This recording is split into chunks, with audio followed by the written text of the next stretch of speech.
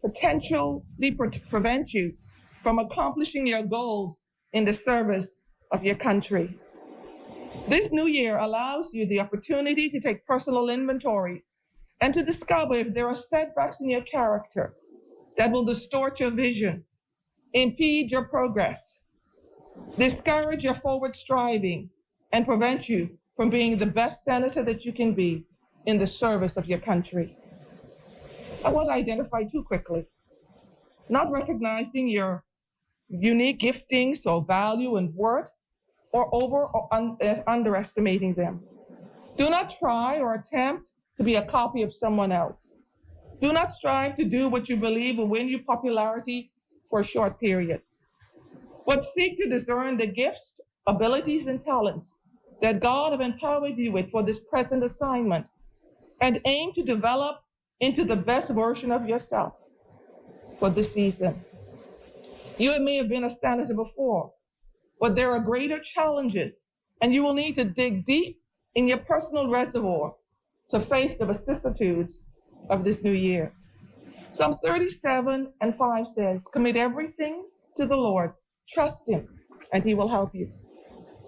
Secondly, fear. Fear can be a setback in the lives of leaders, because there will be times when you will have to make decisions that will challenge the wishes of the status quo. There will be times when your moral compass will make demands on you. And there will be times when your findings will require difficult resolutions. As senators, you will have to make the determination of whether fear or courage will win. When grit is required, will you have the personal determination to stand? Isaiah 41:10 states, "Do not fear, for I am with you. Do not be afraid, for I am your God. I will strengthen you. I will help you with my righteous right hand." As I conclude this morning, I conclude with a quote from Robert Sharma. "One of the saddest things in life is to get to the end and look back in regret, knowing that you could have been and done much more, and then wondering why you didn't." Let us pray. I've adapted for you a hymn that's found in our hymn book. Let us pray. For our senators, O God, be in their heads and in their understanding. God, be in our senators' eyes and in their looking. God, be in our senators' mouths and in their speaking. God, be in our senators' hearts and in their thinking. God, be in our senators' ends and their departing. In the precious name of Jesus, amen.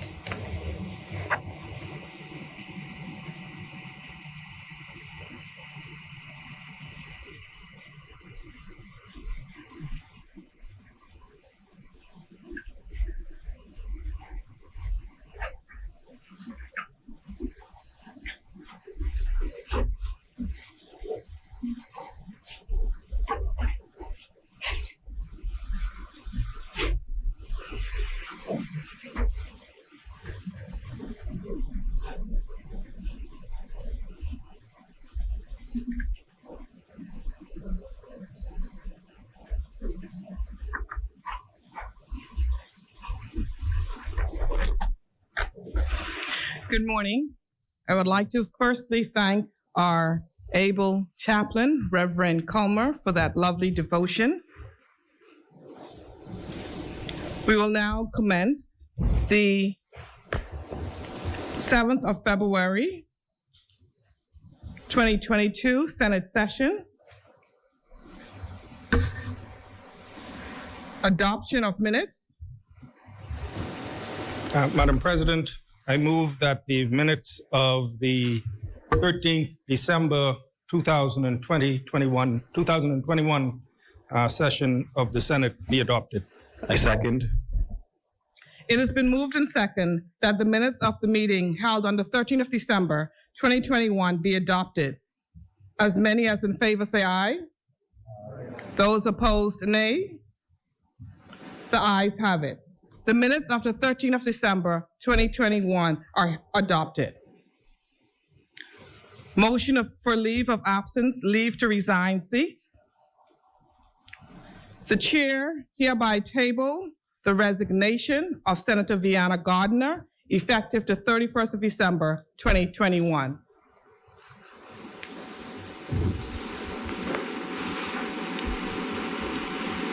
Swearing in of new senators.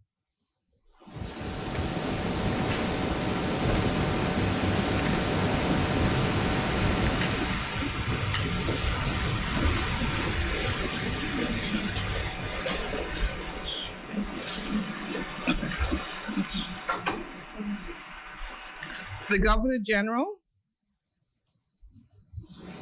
has sworn in a new senator who will replace the former Senator Vianna Gardner. And at this time, the senator will be sworn in.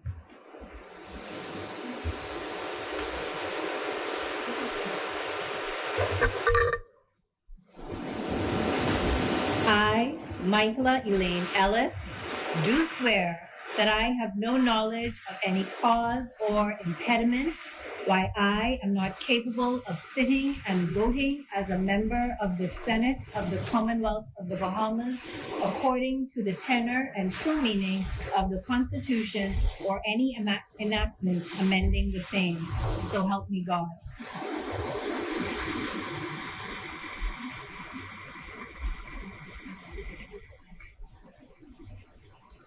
I, Michaela Ellis, do swear that I will be faithful and bear true allegiance to Her Majesty Queen Elizabeth II, her heirs and successors, according to law. So help me God.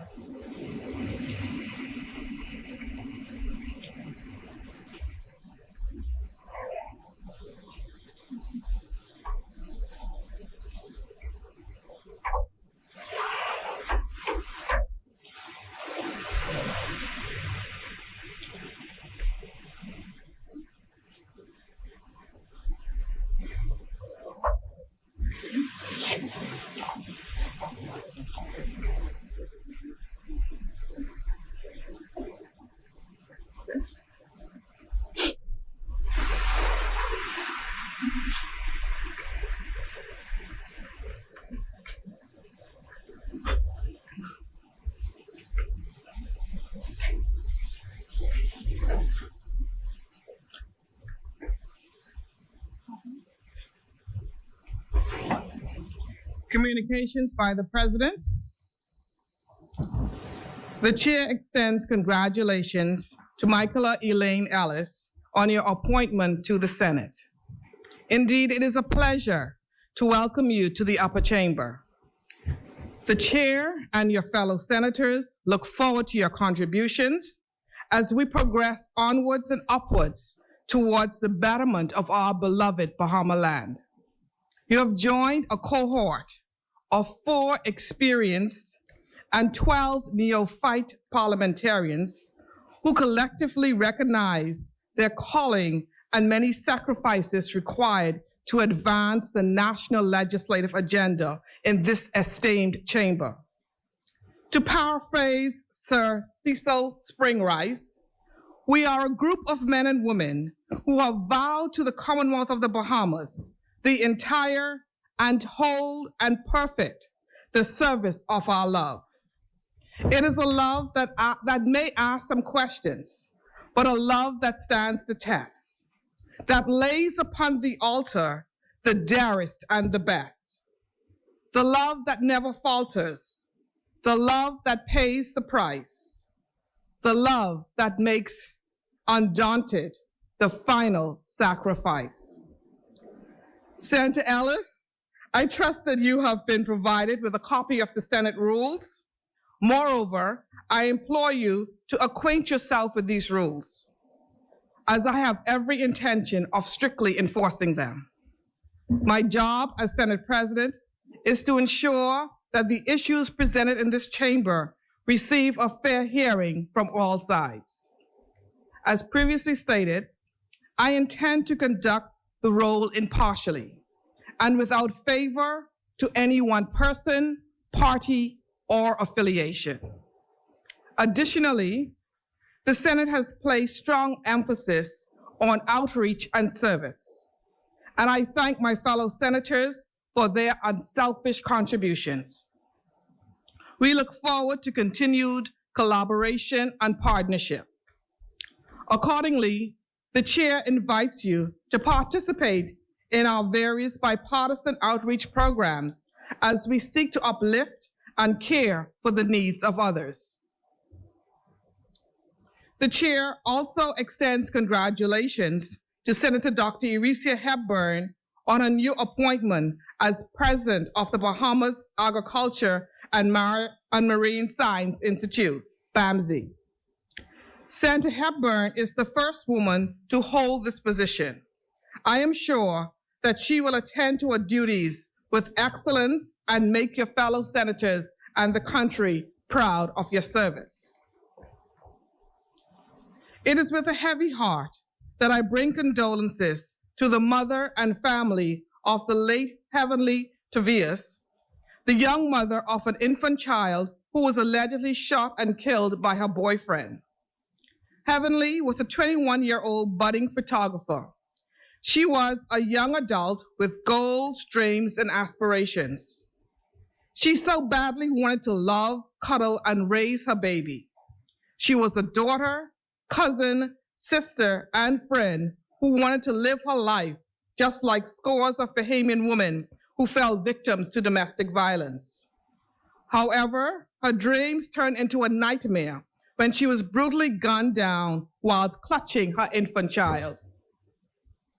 Once again, senators, this is a clarion call to immediately address the systemic issue of domestic violence and gender-based violence in our country. We need to cultivate a culture of zero-tolerance legislation and policies to combat these issues and to create a safer Bahamas, irrespective of race, class, creed, sex, or socioeconomic status. Therefore, I am pleased that the Minister of State for Social Services in the other place has indicated that there is a draft domestic violence bill. The chair looks forward to presiding over the proposed domestic violence bill that will bring hope to victims of these horrendous crimes. In addition, the chair submits that there needs to be greater emphasis placed on increasing the number of safe houses throughout the Bahamas to protect the vulnerable and at risk. The government, NGOs, and corporate Bahamas can form a dynamic partnership to raise funding so that victims of abuse can have a temporary safe haven. There needs to be increased number of safe houses in the capital and throughout the Family Islands. In so doing, victims who are not comfortable in Nassau can be discreetly transported to other Family Islands and vice versa.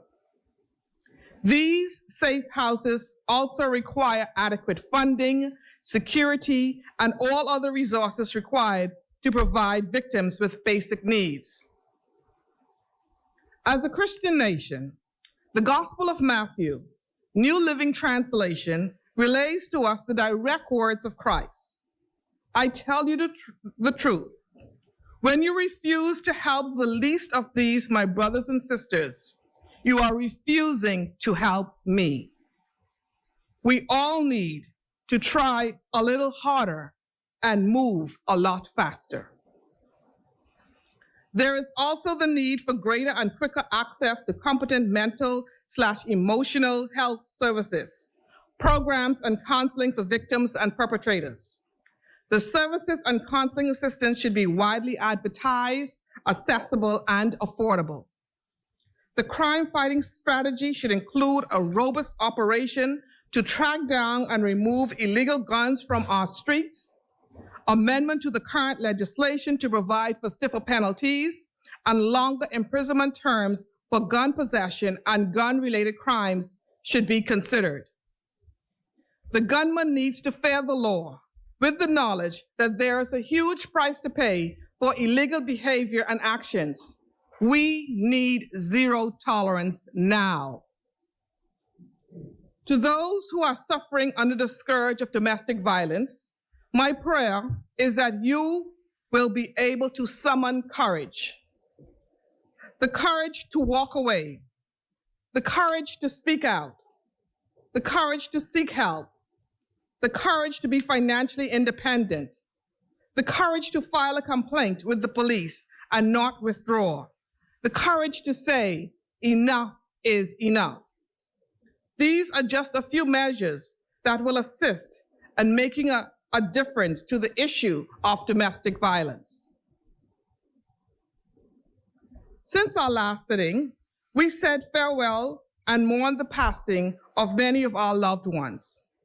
The chair extends sincere, heartfelt condolences to the following persons: the members of the Bahamas Baptist Missionary and Educational Convention and the Salem Union of Churches for the transitioning of Reverend Charles Saunders. He will be remembered for his stellar contributions to our nation's spiritual and academic achievement. Former Cabinet Minister Melanie Griffin, our Vice President of the Senate, Mr. Barry Griffin Jr., and the rest of their family on the passing of Mr. Leon Griffin. The families of the late Mandy Constantakis and Manoli Constantakis of Petty's Long Island, and Trayvon Roxbury of Cartwright's Long Island, who lost their lives in a tragic car accident in Mangrove Bush, Long Island. To the widow, daughters, and family of the late Sir Sidney Poitier, we share in your loss of a highly revered global icon. For 7 decades, Sir Sidney defined class, excellence, charisma, integrity on the Hollywood stage, becoming the first Bahamian and the first Black man to win the Academy Award for Best Actor. We salute Sir Cindy, a son of the Cat Island soil, for all he has done to make our country proud. We also lost a matriarch, Ms. Olga Brown of the Grantstown Seventh-day Adventist Church.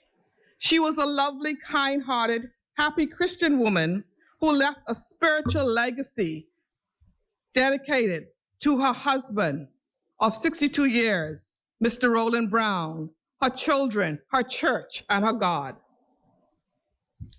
The chair also expresses condolences to the family of little 5-year-old Rayan of Morocco, who fell into a well more than 100 feet deep in his rural village last Tuesday. For 5 days, the rescue efforts continued on his behalf. Despite his community's valiant efforts, the little boy lost his life and left a world in mourning. The dedication to saving Rayan was heroic and demonstrated that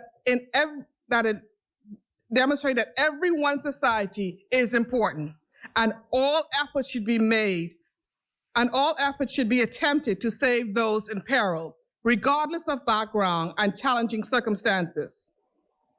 Well done, rescuers of Morocco, who moved a mountain to try and save a son of their soil. All of these families and all of those who have experienced loss in the new year are in my thoughts and prayers. May their souls rest in peace and rise in glory. May God continue to bless the Bahama land. I thank you, and I hereby table the President's communication. At this time, I would like to recognize from the gallery one of our nation builders in the presence of Mr. Valentine Grimes. I thank you for attending the proceedings today.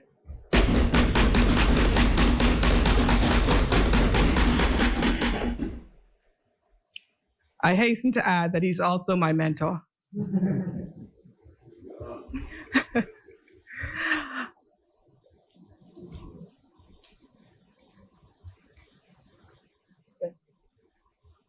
At this time, I'd like to invite Senator Michaela Ellis to bring remarks.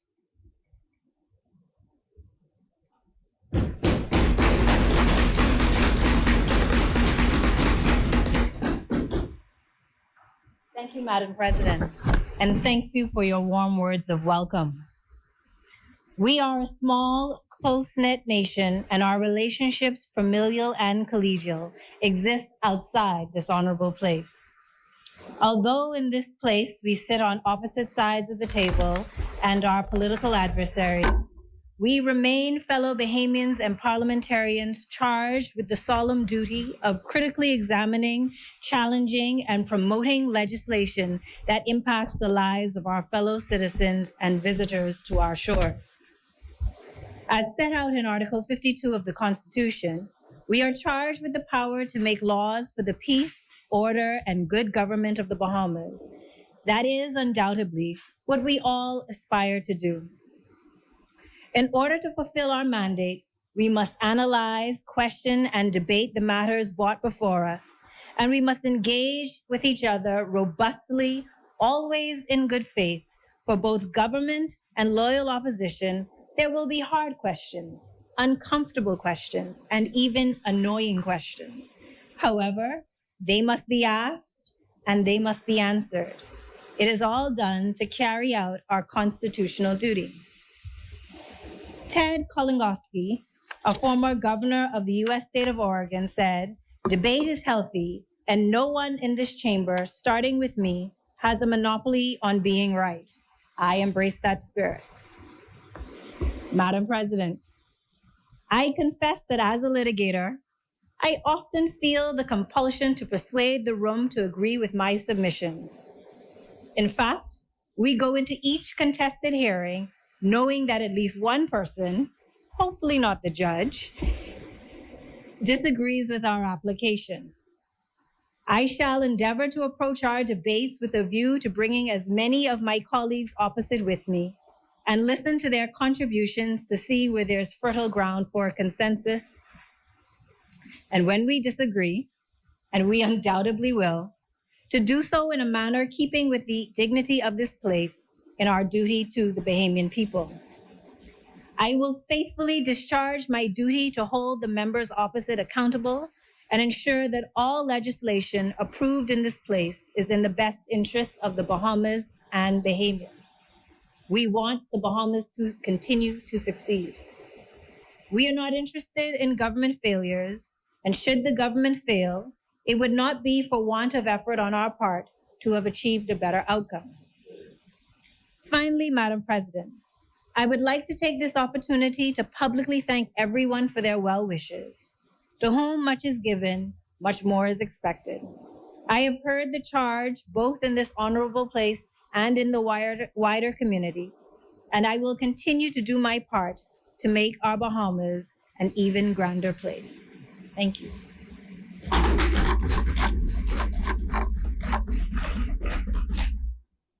Thank you for your contribution. The chair now recognizes Senator Henfield. Thank you, Madam President. Thank you for the opportunity to welcome the newest member of our cohort and parliamentary caucus for the Free National Movement to this honorable chambers, the Senate of the Bahamas. Before I do so, please permit me to adopt, with your permission, your remarks, which I thought were quite profound and needed and necessary in this time, as there are too many occasions for violence in our communities, particularly against women, and we must find a way, as a collective, as a people, as a nation, to address these issues more deliberately. Too often we are in this place and lamenting the fact or that something bad has happened to another woman in the Bahamas. And I'm glad the Attorney General is bringing, I'm very happy that the Attorney General is bringing the necessary laws to address them, to address these issues such as marital rape and the like. Violence against women is intolerable anywhere in the world. And so I welcome the newest member to the Senate, Mrs. Michaela Barnett Ellis, and she comes here, Madam President, well equipped, well suited to do the job of an opposition senator. As we heard in her inaugural speech just now, Senator Griffin beside me said she's come ready, and I believe she has come ready. And so I want to thank Mrs. Gardner, Senator Gardner, who she now replaces. who came here prepared and did an excellent job in this place. She's now moved on to pursue her more personal interest. Ellis comes to us, Senator Ellis comes to us as a partner at Graham Thompson with many years of public service and legal experience. She's a litigator extraordinaire, one of the younger ones in the field. I've had an opportunity to work opposite her before, and she's fastidious, she's focused, she's deliberate about accomplishing the tasks that she faces. She's equipped for service in this place, and in the interest of our country, I believe she will do a fantastic job. And so on behalf of the Leader of the Opposition, the Honorable Michael C. Pintard, on behalf of our caucus, and on behalf of Free National Movement members all over this country, we welcome you to these hallowed halls, and God bless you and Godspeed.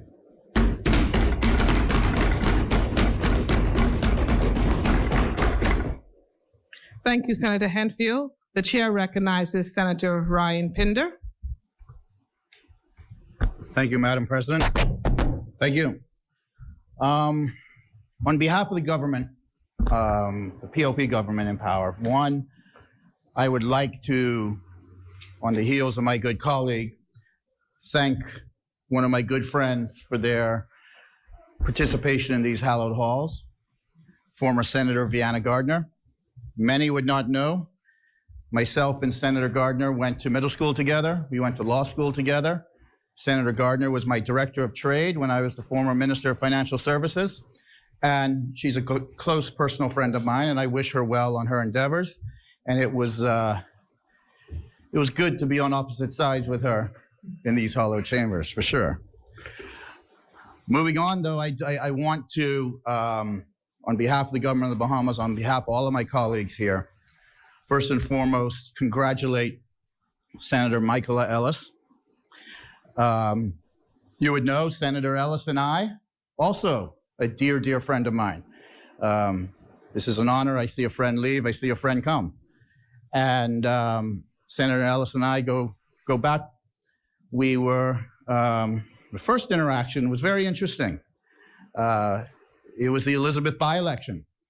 And of course, I was the candidate, and we were in the recount, and the lawyer for the F&M and Mr. Dwayne Sands was nobody else but Senator Michael Ellis. And she was a fierce advocate that day. Sometimes you just don't prevail. But I commend her well. And then upon my professional career, Senator Ellis is my former law partner at Graham Thompson, where we were rather close, and we worked closely together on a number of matters, and I respect her intelligence, her fairness, and her abilities are second to none. She's also sometimes my lawyer, and she advocated well for me, and we did win in those instances. And now she's my good, close personal friend, is my colleague in these hollow chambers as well. And the member opposite. And I would personally want to congratulate her. Certainly, I have on many occasions in the last few days, but as the Attorney General, as a representative of the government in these chambers, as a close personal friend and former colleague, Michael, I want to congratulate you on your appointment. It is much well deserved. I don't know if there's anybody I would have chosen myself to replace former Senator Gardner, and we look forward to interactions in this hollow place. I did tell some that, you are my friend, and you still are my friend, and, I may have to look out for you every now and then when my colleagues get a little rambunctious and agitated, but that's part of these places. That's what happens in here. But I want to congratulate you on behalf of the government. I want to give you my personal, sincerest congratulations. And I certainly look forward to working with you on the opposite side as we do the people's business in these hollow chambers and bring legislation to the forefront, as you mentioned, that would advance this country and advance our people and put us all in a better place when we leave than when we came.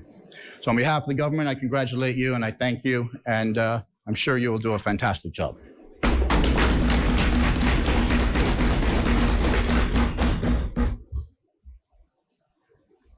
Messages from the Governor General.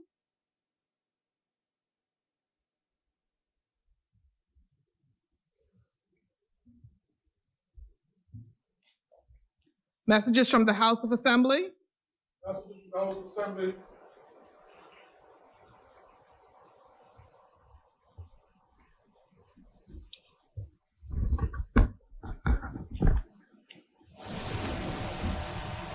Bahamas number 5.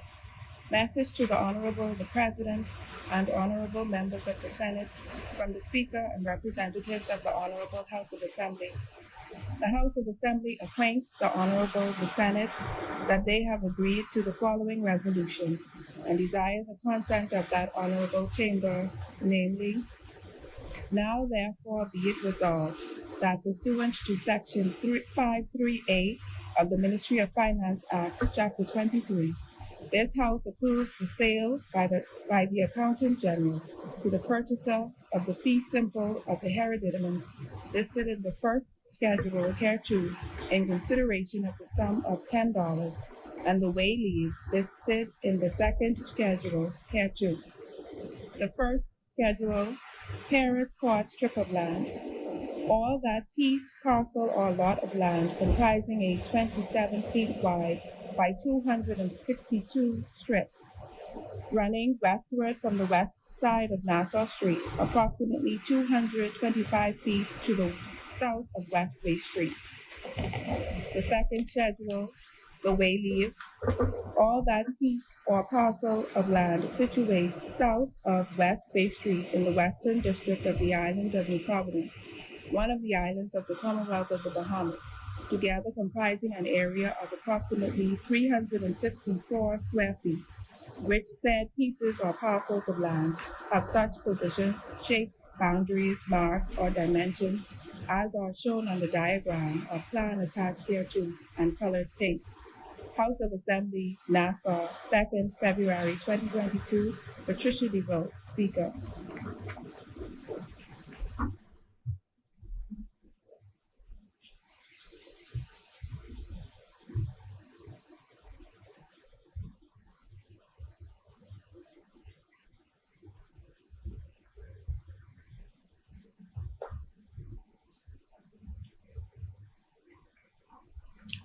Laying of documents by ministers.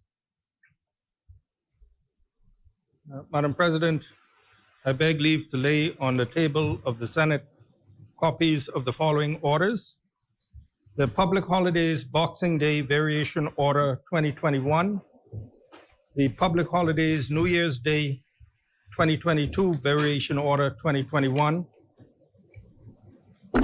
the Health Services COVID-19 Prevention and Management of Community Spread Amendment Number 2 Order 2022, the Health Services COVID-19 Prevention and Management of Community Spread Amendment Number 3 Order 2022, the Disaster Reconstruction Authority Special Economic Recovery Zone Relief Order 2022, the Central Bank $10 Silver Proof Coin Golden Duo Order 2022, and the Judicial and Legal Service Prescribed Public Officers Act Amendment to Schedule Order 2022. Order the documents be brought up. Order the documents do lie on the table.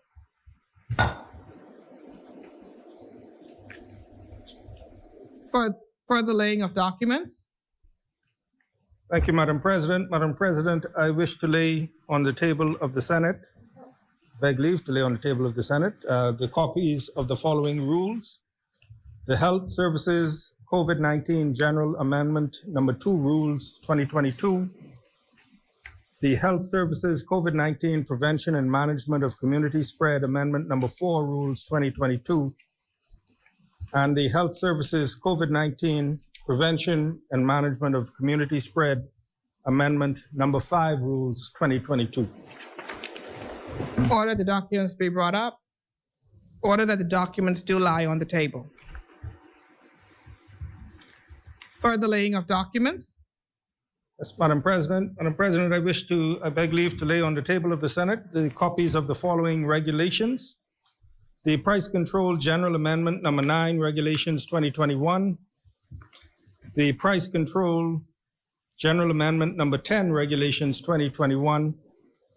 The Price Control General Amendment Number 11, Regulations 2021. And the Price Control Amendment Regulations 2022. Order the documents be brought up. Order that the documents do lie on the table.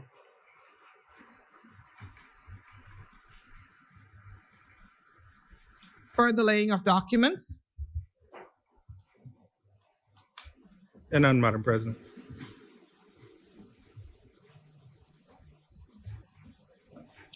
Communications by ministers. Communications by senators. Questions. Answers to questions.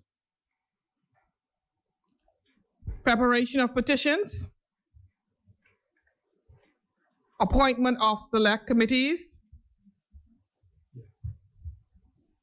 Reports of committees. First reading of bills.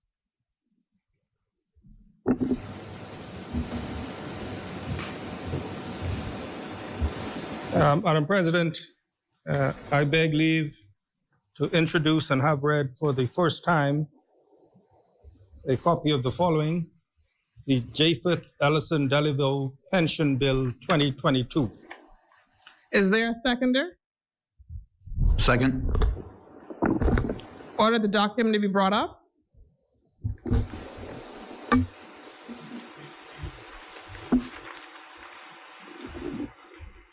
It has been moved and seconded that the following bill be read for the first time. A bill for an act to provide for the continuous service in the public service of Japheth Addison DeVoe. As many as in favor, say aye. Aye. Those that are opposed, say nay. The ayes have it. The motion is carried. Order that the bill be read for the first time. A bill for an act to provide for the continuous service and public service of Japheth Addison DeVoe. For the first reading of bills. Yes, Madam President. Madam President, I beg leave to introduce and have read for the first time a bill for an act to provide for the continuous service in the public service of Mary Mitchell. Order the document be brought up. Is there a seconder? Second. It has been moved and seconded that the following bill be read for the first time. A bill for an act to provide for the continuous service in the public service of Mary Mitchell. As many as in favor say aye. Aye. Those who are opposed say nay. The motion is carried. Order that the bill be read for the first time. A bill for an act to provide for the continuous service in the public service of Mary Mitchell. For the first reading of bills. Madam President, thank you, Madam President. Madam President, I beg leave to introduce and have read for the first time a bill for an act to provide for the continuous service in the public service of Raymond Mackey. Order the document be brought up. It has been moved and seconded that the following bill be read for the first time. A bill for an act to provide for the continuous service in the public service of Raymond Mackey. As many as in favor say aye. Those that are opposed say nay. The ayes have it. The motion is carried. Order that the bill be read for the first time. A bill for an act to provide for the continuous service in the public service of Raymond Mackey. For the first reading of bills. Thank you, Madam President. Madam President, I beg leave to introduce and have read for a first time, a bill for an act to provide for the establishment, incorporation, governance, control, and administration by a board of the Bahamas Agriculture and Marine Science Institute and for matters incidental thereto. Is there a seconder? Second. Order that the document be brought up.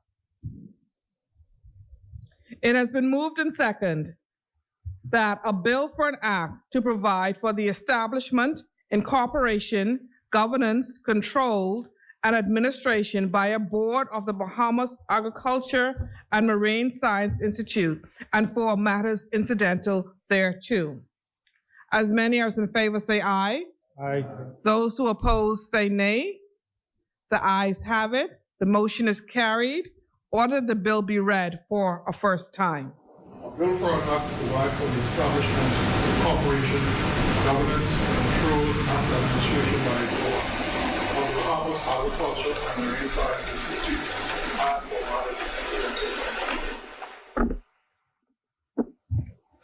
For the first reading of bills. Madam President, I don't have another first reading, but I would like to request, I have two notices that are not notices for future meetings, but notices that need to be laid at the point of laying of documents by ministers. And I would, with the concurrence of the Senate, Madam President, if we can go back to that point, I can lay these two notices.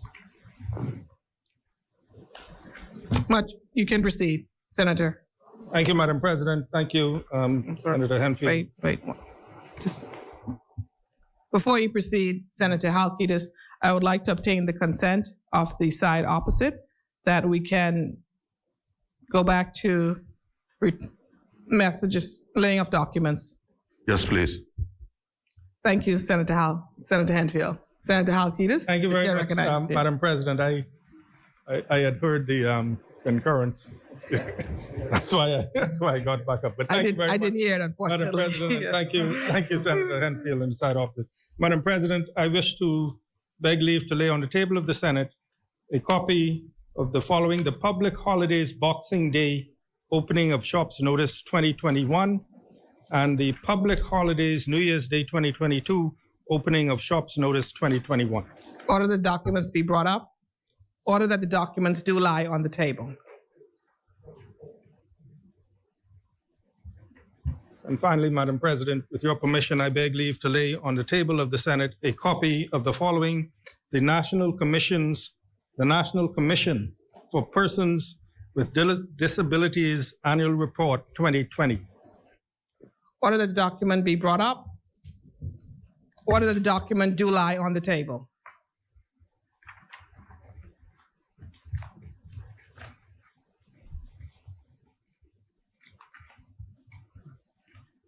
Second reading and committal of bills. And on, Madam President. Committee of the Whole Senate. Third reading and passing of bills. Consideration of the House of Assembly. Resolutions.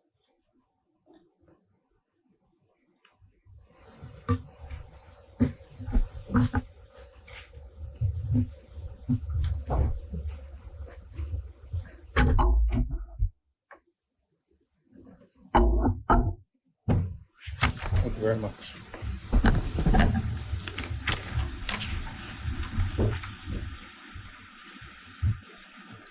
Madam President, with your permission, I move for the adoption by the Senate of the following resolution. Resolved that the Senate creates a standing committee called the Management and Budget Committee of the Parliament, chaired by the Speaker, with the remit to assist and support the management of the offices of the Parliament and to sit jointly with the House Committee with the same remit. Madam President, in our system of government, we have three branches. The legislative branch, which is the Parliament or the House of Assembly, the executive, which consists of the cabinet and the judiciary. These are all separate and co-equal. In proposing and advancing legislation, Madam President, Cabinet is responsible to the Parliament, which is in turn responsible to the people. So in bringing legislation, Cabinet agrees it, presents it to the House. There's open debate and voting, and a similar procedure obtains in the Senate. And that demonstrates, Madam President, the open debate and the presentation to the Parliament represents the reporting and the responsibility of government to the people. And when we speak of government, Madam President, we speak of government as is distinct from the governing party. Because in our system, the government really consists of the cabinet, inclusive of ministers of state, parliamentary secretaries, and some people extend it to executive chairman of government agencies. And I say this, Madam President, to make a distinction between the government and backbenchers, because backbenchers, even on the government side, traditionally, their role is to act as a check on the cabinet without being seen as being disloyal. This practice has fallen out of favor in recent years because, as we all know, as we have seen, a member of the governing party not in the cabinet taking issue with government-brought legislation is seen, unfortunately, as being disloyal to the governing party. Whereas in the contemplation of our system of government, the backbenchers, in addition to the opposition, would act as a check, so to speak, on government. What brings us, a large part of what brings us here today, Madam President, is the feeling and the belief that Parliament, being an equal branch of government, the legislature being an equal branch of government, should have control over its own budget and the management of its affairs. Every year, a budget is voted for the House of Assembly and for the Senate. It's ventilated in public, it's voted on and approved, but in actual practice, it is administered by the Cabinet Office. And that has been that reality, Madam President. You have a head in the national budget that's voted on and approved, but the administration of it by the Cabinet Office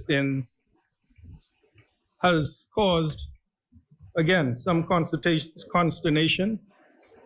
And that consternation has been quite public. And in recent years, particularly in the last term, when we had a speaker who had become very, very vocal in that area. And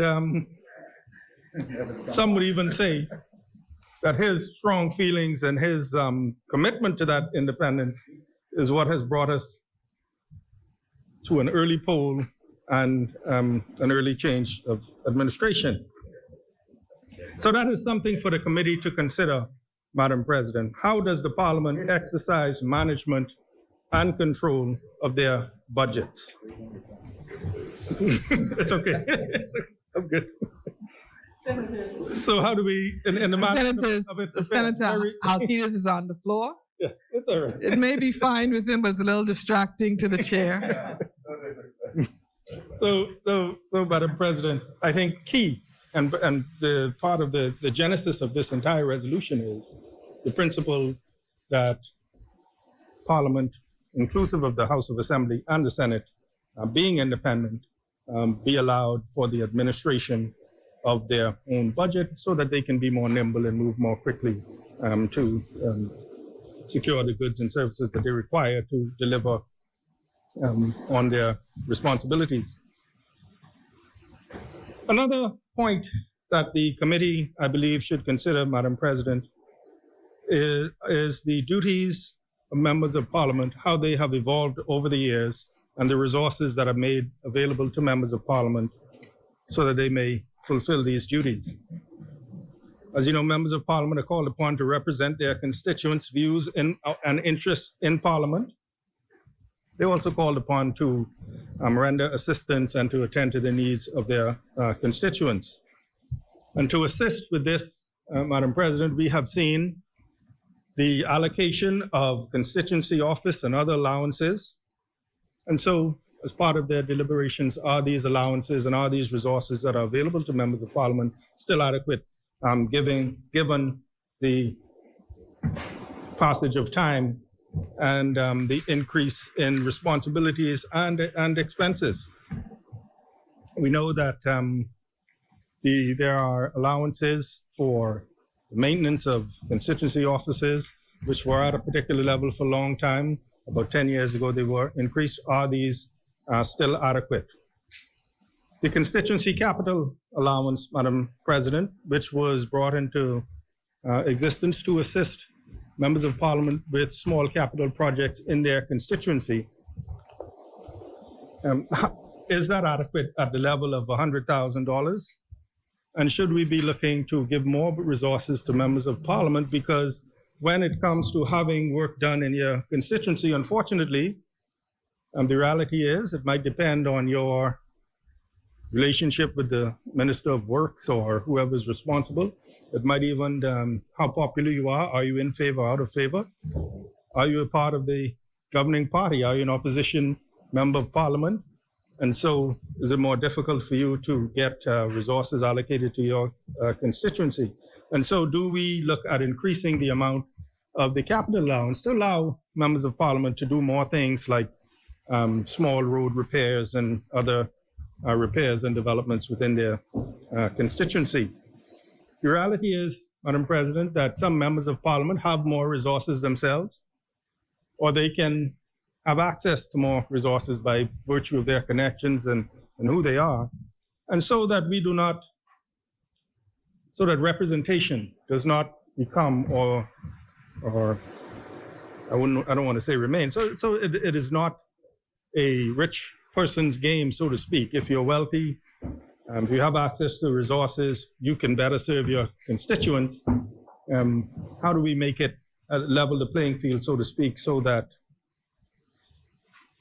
representatives who have access to fewer resources, either personally or by donation, they can give an equally good level of representation to their constituents. And I think that's very important, Madam President, particularly when it comes to, for example, you might have a member of parliament who has access to resources, who's a wealthy individual, let's say, and their constituency office be a nice constituency office, welcoming. You have another member of parliament who is reliant on the subvention from the government, and he has to have, or she has to have, a more humble set of circumstances, and it looks to the public that this constituency is getting better representation as opposed to this one, whereas I think at that national level, we should all be on equal footing so that any constituency you go in, the constituency office should be at a particular caliber and level and presentation and staffing, Madam President. And then I say that because, for example, those of us who have served in the other place might have heard, some of us might have heard the constituents say, well, I can't see you. I can't see you, right? And how do we, in this, and you look, and I did a quick look back, Madam President. In 1992, there were 49 seats in the parliament and 122,000 registered voters. In 2021 election, there were 39 seats, 10 fewer seats, and 194,524 registered voters. So the lower number of seats, higher number of voters. Of course, the traditional representation of where, the member of parliament really gets to physically see most of his constituents, it becomes more and more difficult. And so how do we replace that? And how do we make sure that the offices are resourced?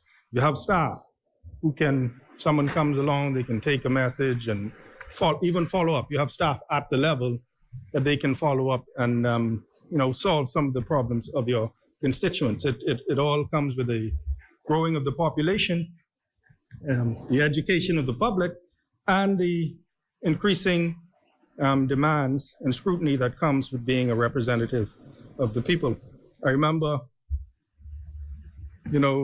things changed so much, Madam President. I remember many years ago, the constituent came to me and said he wanted to go and teach in one of the schools.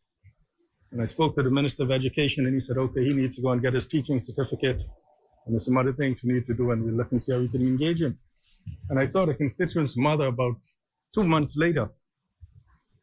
She said to me, she says, well, you know, when I needed a job, I saw Mr. Moultrie, who was the Parliamentary Secretary of the Ministry of Education back in the early 70s, and he told me to go and see Mr. So-and-so 9 o'clock Monday morning, and I've been on the job ever since.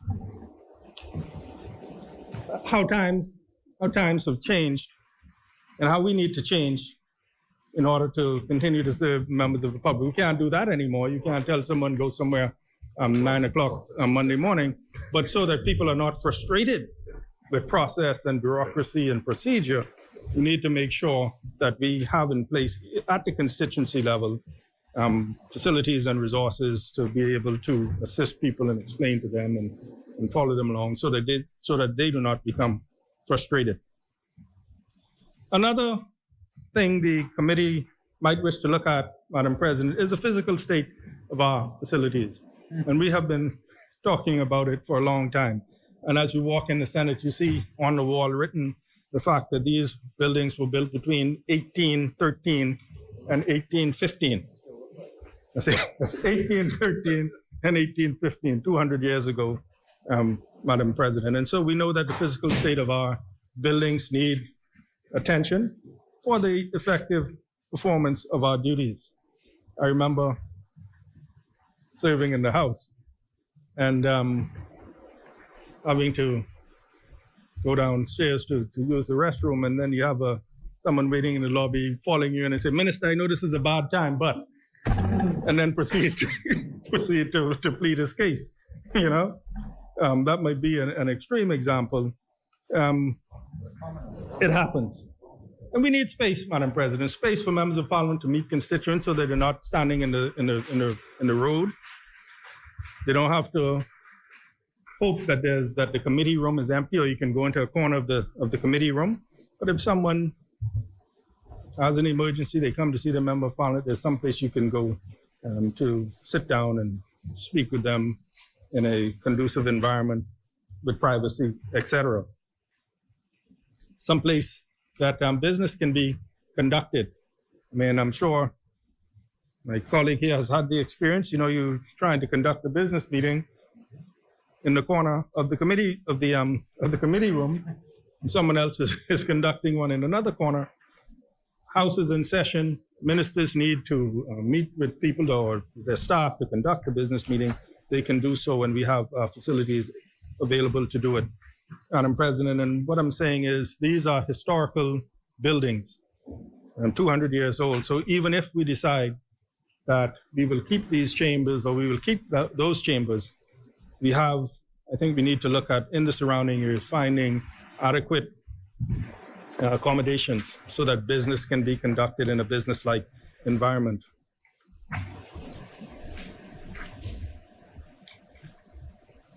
I think finally the two more points, Madam President. If you look at the rules, I think this committee will have a wide enough remit to even look at the rules and the way that Parliament conducts its business. My experience with the budget debate, for example,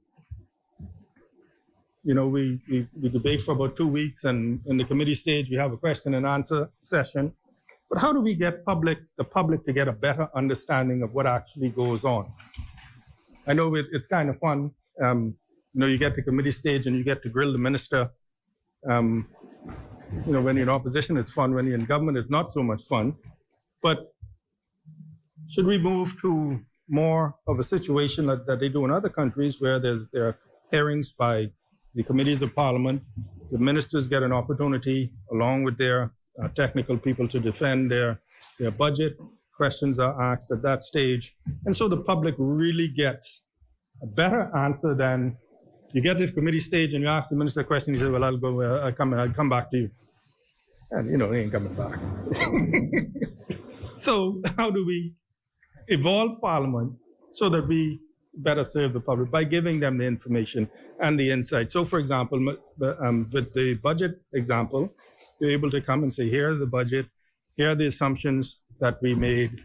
Do you have any questions? The opposition can ask, members of parliament can ask, the public can see, so they get a better understanding of what actually goes into the budget. That's just one example, and I'm sure there are many others of ways we can look at how parliament can function more effectively to fulfill its mandate of reporting to the people. The last point I want to make, Madam President, is, and I hope we can see this in this term, is expanding the reach of parliament. And by the reach, I mean, we have thousands of students studying abroad. We have thousands of Bahamians living abroad who would like to have access to what goes on in the parliament. And so I look forward to Parliament having its own website, not relying on the parliamentary channel, but its own website where it can stream the proceedings, can archive the contributions of members. You can go back and see what Senator Griffin said in December. You can have the schedule of upcoming legislation posted, schedule of the upcoming speakers, have the written submissions on the website, and you have opportunity to put up proposed legislation and have the public have input. And so we spread the reach, and I think that's very important, and we can do it with technology, Madam President, and I really hope that particularly that we can get to the point where we're organized enough so that, and that's on the government side, where we can have a schedule that we can put up in advance for people to be able to see and feedback on. Madam President, these are some of the issues I trust that the committee will take up, and even more so that we can more effectively function and maximize the level and deepening of our service to the Bahamian people. Madam President, and with those few words, I move for the adoption of the resolution. Thank you, Senator Halkitis. Is there a seconder?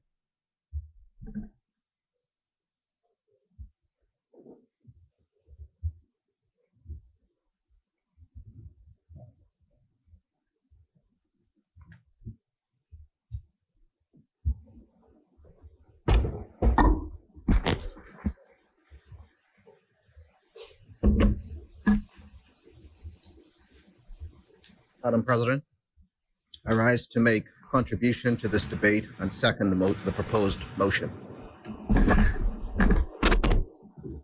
Allow me to join in congratulating Senator Michaela Barnett Ellis to these upper chambers. I endorse the comments of Senator Ryan Pinder, and I too believe that she will make a valiant contribution to the debates in this upper chamber. Madam President, here we are in the 49th year of our national independence, and before us a resolution for a broader study and report on Parliament, the independence of Parliament, and how Parliament can better function and serve the citizens of this great country and the members of the upper and lower houses. In the other place, much has been said about the urgency, constitutional necessity, and integrity of the separation of powers as it relates to the management and conduct of the Parliament. Now it is to this Parliament, upper and lower houses, where this resolution has come, and here in this place, we must all be ready to get on with it. 49 years as an independent country, and we have to ask ourselves, how did we get here? To this parliamentary separation of powers conundrum. We know from the public records that for the period before and immediately after independence in 1973, the Parliament did not exist as a line item head in the national budget to be managed and supervised by the Cabinet Office. The Parliament ran its own affairs. Let me break that down for easier understanding. Our Constitution provides three distinct and very separate but equal chambers of government. They are as follows. Number one, the legislature, or the House of Assembly and the Senate. Number two, the executive, which is the Prime Minister and his cabinet. And number three, the judiciary, which is the judges, magistrates, and the judicial administration. None of these three pillars are intended under the Constitution to be dependent on the other for the exercise of its constitutional duties, works, mandates, and responsibilities. This tenet, basic and fundamental rule, can be traced back to the Declaration of Rights in France after the French Revolution in 1789. It states quite efficiently, and I quote, "Every society in which separation of powers is not determined has no constitution," end quote. At the Universal Declaration of Human Rights by the United Nations in 1948, the UN General Assembly adopted the concept and policy that every democratic constitution must accept the non-negotiable terms of separation of powers. In the absence of separation of powers, either of the three pillars of the state, the legislature, number one, the executive, number two, and the judiciary, number three, put the freedom and rights of persons in jeopardy. I return to the fact that it was not until mid-1985 that the Cabinet Office abrogated a continuing practice of the legislature or the Parliament in control of its own budget and management, and the practice has remained in effect. Madam President, a people who forget their history is doomed to repeat their past. We must pause for a minute and examine this. To gloss over this breach would be to invite future generations to ask questions about our commitment to the Constitution or our loyalty to political fiefdom and party politics. It has to be the greatest irony of our history that our founding fathers of the 1973 Constitution made this glaring trespass. However, our Prime Minister seems intent and committed to having this trespass corrected and for a broader discussion on reforms to the parliamentary system. Our Prime Minister is on the right track, I must say. The Parliament of the Bahamas is not the civil service. It is not a government, ministry, or agency or department. The Parliament of the Bahamas, known as the legislature, which is the first pillar of our constitutional democracy, it is from the Parliament the Prime Minister is chosen, and from amongst its ranks, the Prime Minister appoints a cabinet to create and continue the second pillar of the constitutional frame, which is called the executive. And the head of the third frame, or plank, the Chief Justice, is also appointed by the Prime Minister to head the judiciary, which is the third pillar of our Westminster form of government. I found it peculiar and strange about the exercise of the Cabinet Office in the mid-1980s during my research to take over management of the Parliament and its funding. The history of the day tells us that so many legal scholars sat in Parliament, distinguished jurists, and we can find no public outcry or utterance, much less a legal action to remedy the wrong. There were parliamentarians at the time who had served at the highest levels of the Bar Association and parliamentarians who were pursuing any number of constitutional matters in the courts against the government of the day. But none put their interests into safeguarding the separation of powers. Now, let me be clear as to why I think it is important to say these things. For me, it is important because what this history shows us is that people make mistakes. I know there are those of us who are out there who would like to populate certain myths about the infallibility and vision of many political personalities. But we err, again, if we cannot look beyond personalities and political loyalties, but rather we must look to the Constitution for guidance. Members of Parliament will come and go. Senators will come and go. Here in this place, we serve at the pleasure of our appointments. A wise old man once told me that whenever you get an appointment, remember, it is also attached to a disappointment. Madam President, it is for these reasons we must learn from the errors of the past and resolve that from these learnings, experiences to do better. Fast forward to the Parliament of 2017 to 2021. It was a comedy of errors, Madam President, and a dunghill pile upon which no flowers grew.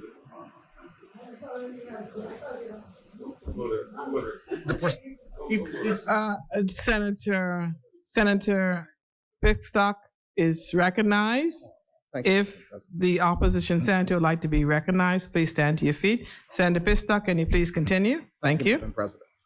I repeat, we fast forward to the Parliament of 2017 to August 2021. It was a comedy of errors, a dunghill pile upon which no flowers grew. Point of order. The chair recognizes Senator Henfield. Madam President, we came here today to debate a resolution that we figure is non-contentious and there's no need for unparliamentary language. And I think the member what? He has to withdraw that. I mean, you're referring to a government of Bahamas as dunghill, of which you now form a part of a government. He must withdraw that. You know, a dunghill, that's unparliamentary language, ought not be tolerated in this place. How do we come to this upper chamber?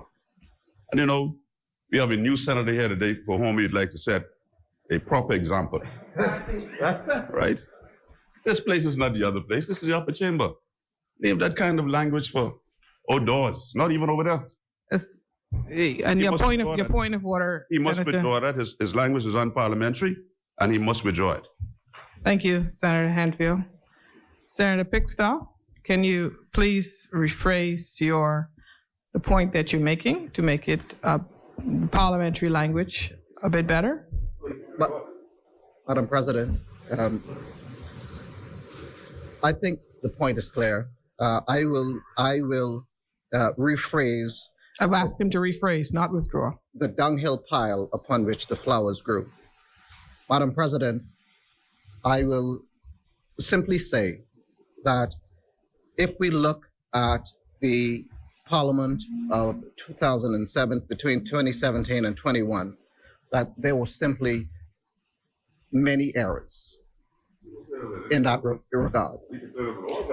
The presiding officer... Please proceed, Senator Hanfield. Senator Pickstock. The presiding officer and the Prime Minister reached an impasse. It was the Bahamian people who paid the price as their parliament became the backgammon game of the two now very deflated egos.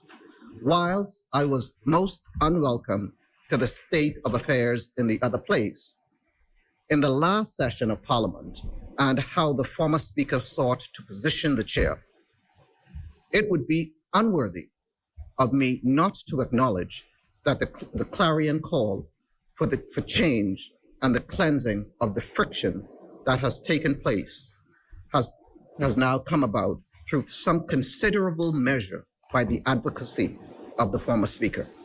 Nevertheless, the presiding officer, by way of his grievance, began in earnest to decry the strangulation of Parliament by the executive through the control of the purse. Madam President, my F&M friends were even more appalled and ashamed when a former, highly respected, retired former chief clerk took to penning letters to the editor to ask for peace between the former Prime Minister and the Chief Presiding Officer. Historians looking back at this period, Madam President, between 2017 to 2021, are going to term it as the lowest, most disgraceful level ever of Parliament of the Bahamas. How dare a Prime Minister allow one of the oldest parliaments in the Commonwealth of Nations to suffer such harm? But through this entire melee, the presiding officer made very interesting and refreshing arguments on parliamentary affairs. And I would dare say, perhaps there is something to be salvaged from that, for his tenure, that can be useful to any committee exploring this resolution. Madam President, the separation of powers, which the Constitution envisions, is not to be played with as a mere slogan or a utopian fantasy. We should not be making apologies for any dereliction of our constitutional duties and responsibilities. We have to remember, as we debate this resolution against the backdrop of the history which I have spoken to previously, that we do not hear today, that what we do here today is not about what is in our personal, peculiar, and selfish political partisan interest, but rather we have all been called to become statesmen and present our nation on a higher plane to a further deepening democracy and a stronger and abiding respect for the rule of law and the sovereignty of the Constitution.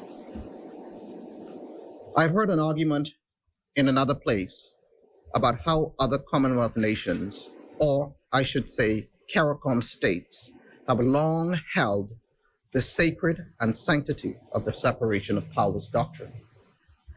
It has been said that even former sister colonies, the Turks and Caicos Islands, still a British dependency, which was once a political member of our political geography, has outshone us in this regard.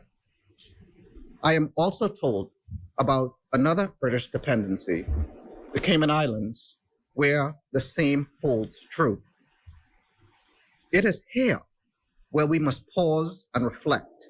Years from now, these statements of fact, which can be interpreted to mean that the colonizers, with its control over the Turks and Caicos Islands and the Cayman Islands, is living up to the highest standards of democracy, whilst we have derelict our duties.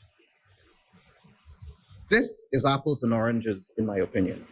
I do not see it in those lenses. What I see is not the vigilance and civic forbearance of people of those colonies, and I say it with the greatest of respect, but it is just the behavior of a superpower, one of the few nations which sit on the United Nations Security Council, making sure that in their territories and dependencies, what they preach at home, they also practice abroad. And besides that, the colonial office in those places more than likely disperse and control its finances.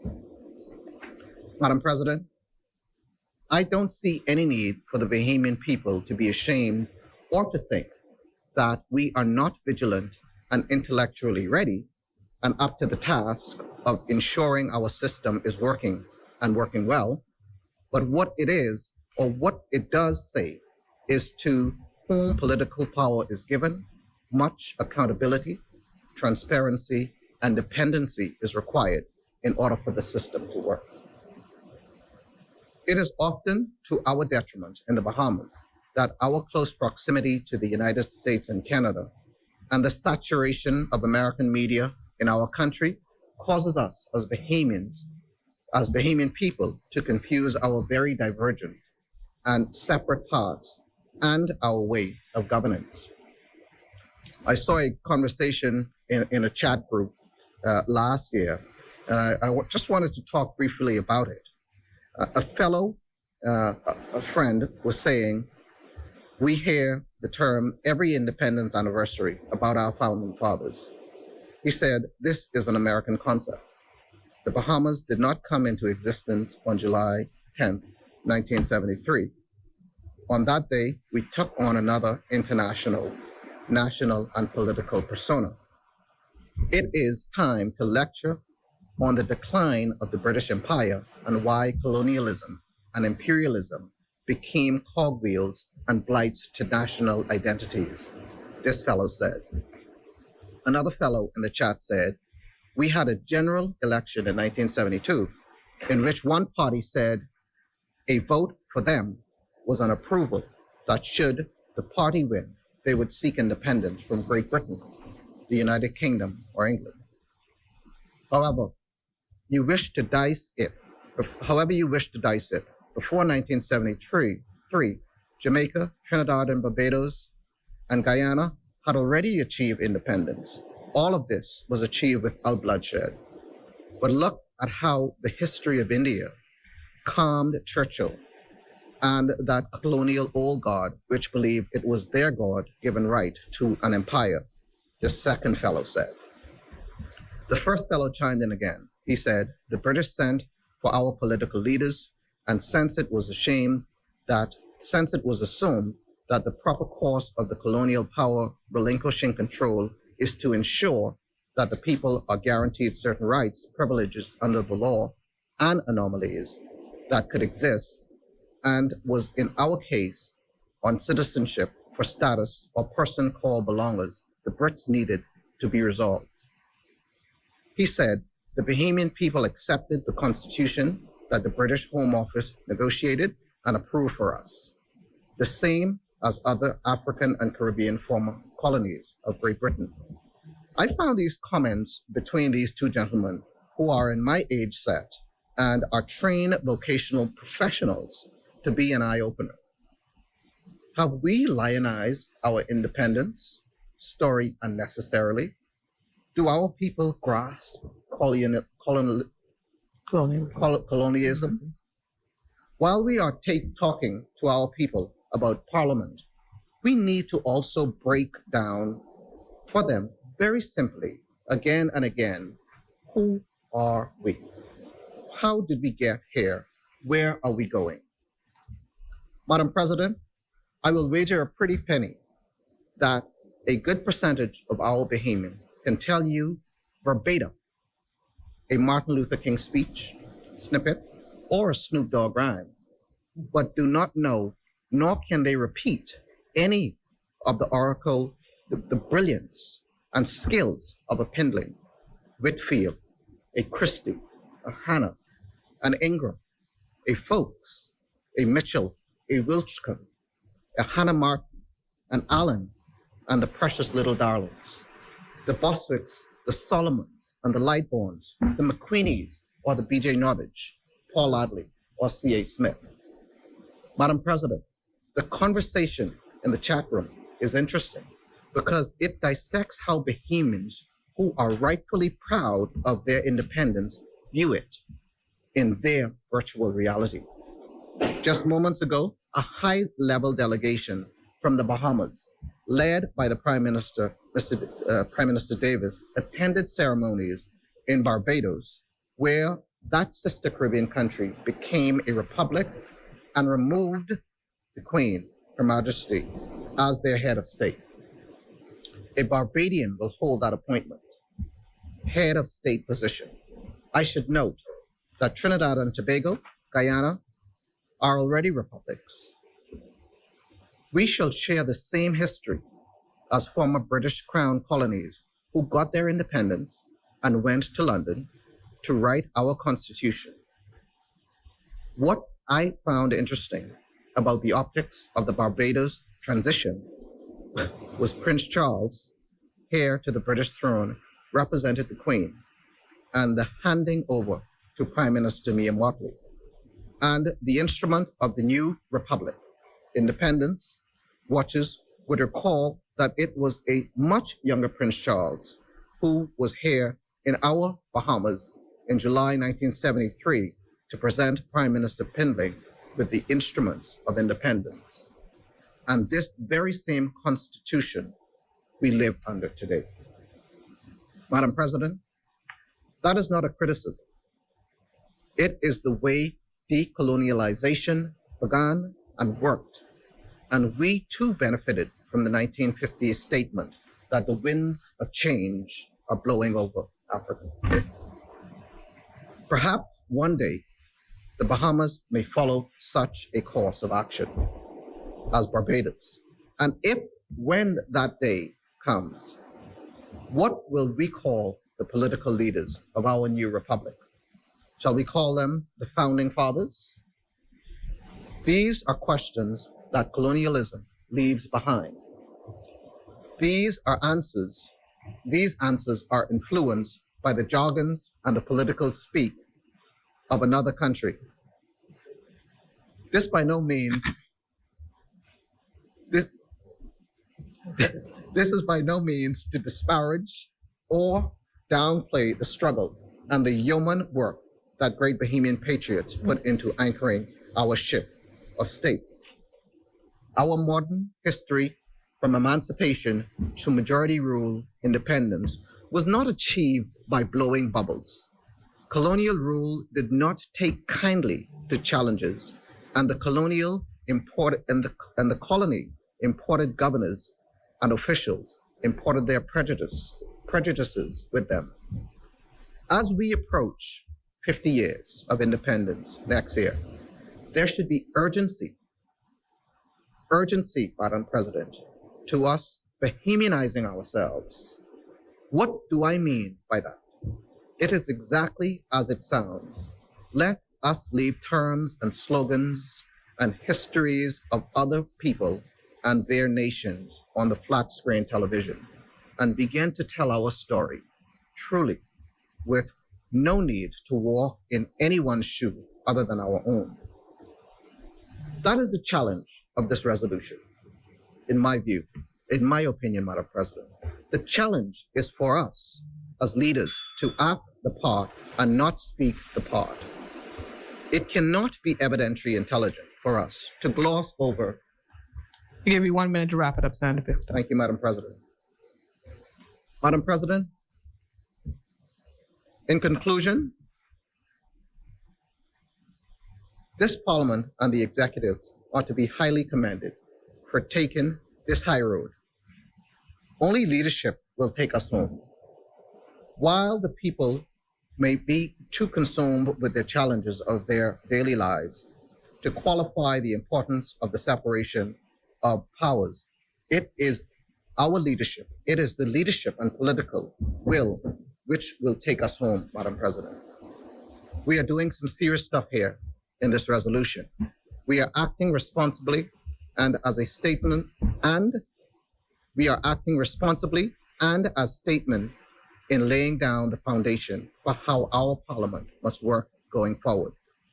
We are announcing a higher standard of our democracy and our politics. We are correcting a wrong in some ways, but we are also allowing a fresh wind to blow throughout our parliamentary system. The independence of which the Parliament is fully entitled should not become a tool of partisanship and pandering. It is for these reasons, Madam President, I rise to support the resolution. Thank you, Madam President. Thank you. Thank you, Senator Pickstone. It has been moved and seconded that the following resolution be agreed.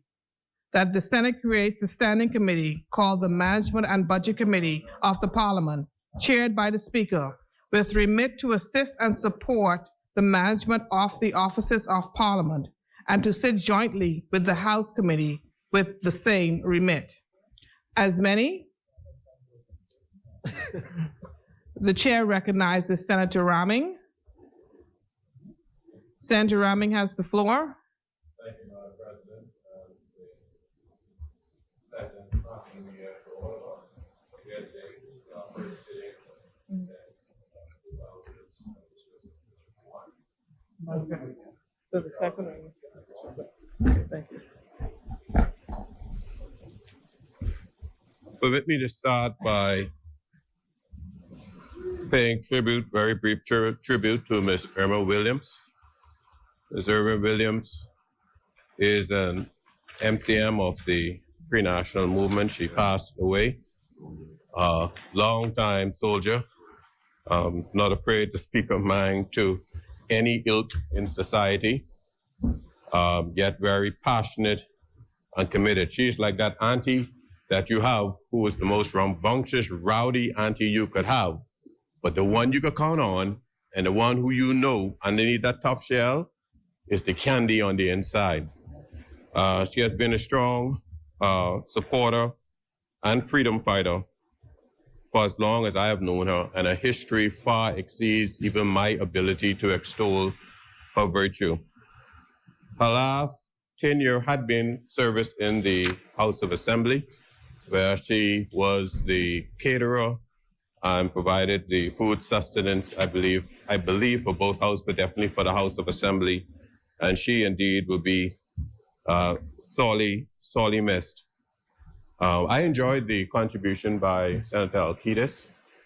I thought it was very, very refreshing on this resolution, and he expounded it pretty well. And I feel that it's actually very fair and reasonable to also honor the former Speaker, D. Halson Mutri. He would have gone out in a blaze. He would have antagonized a lot of people, and he would have created fans of some, enemies of others. But I think God sent people for such a unique time, because truly, if it had not been for his struggle and his quest, which I thought was really more bipartisan than we realized, which sort of shook the foundation of the norm. You know, you are my soldier, you are an autonomous automaton or robot. He would have fought for what he seemed to be, from his legal perspective, the empowerment of the Parliament. And it is fair to say that not in no regard or disregard of the fact that he would have lost his bid to continue his political life in this session, that his voice and his actions still is living on. And it is my view that as a direct result, he should be honored for us even coming to the stage that we are right now and contributing to it. And indeed, I give respect to the government party themselves for bringing this forward. Sometimes we view heroes as somebody we just like. He did this, he did that. But sometimes you find that great things happen because of the rambunctious person in the room who would have spoke to the obvious elephants that we have been looking at for generations in our parliament, government after government, because the issue which we seek to correct or to review is nothing new. It has been going on for quite some time. I agree with the views and as articulated by Senator Alcides. And although we will not seek to preempt the committee, I would hope that the public would appreciate the importance of such a committee being formed and actions being taken on the behalf of the Parliament, democracy, and the forward momentum of our country as a whole. As members of Parliament, they suffer, we suffer, long and hard, many things persons don't appreciate. They assume all the glitz and the glamour. But when you move about at $28,000 a year, and when you see the things you have to deal with your constituencies, you'll find that virtually all of us, and I said it in that house, literally pay out of our pocket to do the job, because the subventions and the allotments and the allowances never properly compensates or facilitates the proper addressing of needs that we have. Without going over things that Mr. Alcides, Senator Alcides would have presented, I'll add something to it that stuck to my mind, especially those family island member of parliaments. It is a tedious job, especially some of them who have multiple islands in which they must administer parliamentary service to. It is very, very difficult for them, and the allowances, it disenfranchises them and their people from having the level of services that they need. You can imagine having to commute to different islands on any regular basis, and the cost of it still to a large extent having to be borne by the member of parliament in that regard. And even those here in New Providence who, through the vast expanse of their constituencies, in many instances, just to better serve them, have to have 2 officers. And these things need to be properly considered. For me personally, I would see it fit. I would hope that maybe we will come just as we have now, have we have changed the structure of the voting register so that we don't always have to go through a constant process of renewal, that we probably consider, even though I know it's a number issue, creating a more static boundaries for our constituency, which may facilitate the government itself building proper infrastructure for a constituency office that can be used, period. As an MP, and Minister Senator Alcides would have made a bit mentions to it, it is always difficult to do a proper job for your people because you have to be all things. You're your own secretary, your own runner. The allowance of the constituency office may only allow you to hire somebody at minimum wage, and with that, you really can't expect more than answer the phone, et cetera, et cetera, et cetera. And if those who would have looked at how I look at things, augmented the salaries, because sometimes you have very good people working with you, and you don't want them working for minimum wage knowing what they have to deal with. Because by the time you pay the rent, the cable, the light, and everything else, you end up with me after the election still paying off bills for the constituency office because the allowance is not there. As a member of parliament, the parliament should empower you to represent your people. And what that means is you should even have somebody who can do your research. The parliament as an institution should have a proper library structure that you can do your research instead of us having to be looking for newspaper articles or sometimes taking days to get the Hansard. We need to be able to get these things responsively. We should be able to even just type in a search word and Senator Alcides or the Prime Minister's speech will come up so we can actually be able to properly represent and have information on hand. These are some very important things that we need to review. And I agree that the Parliament must, according to its legislative structure, have that level of independence so that the Speaker can manage the affairs of the Parliament without fear and intimidation. And it is true, yes, that the government or the Prime Minister is allocated from within the precincts of the Parliament. And so that must be very much so respected. This is indeed a very, very timely resolution, and I'm rather excited about exploring this and seeing about the change that we can bring about in our parliamentary system today. You know, I find it interesting through the dialogue of Senator Pistok and reading the history of parliaments.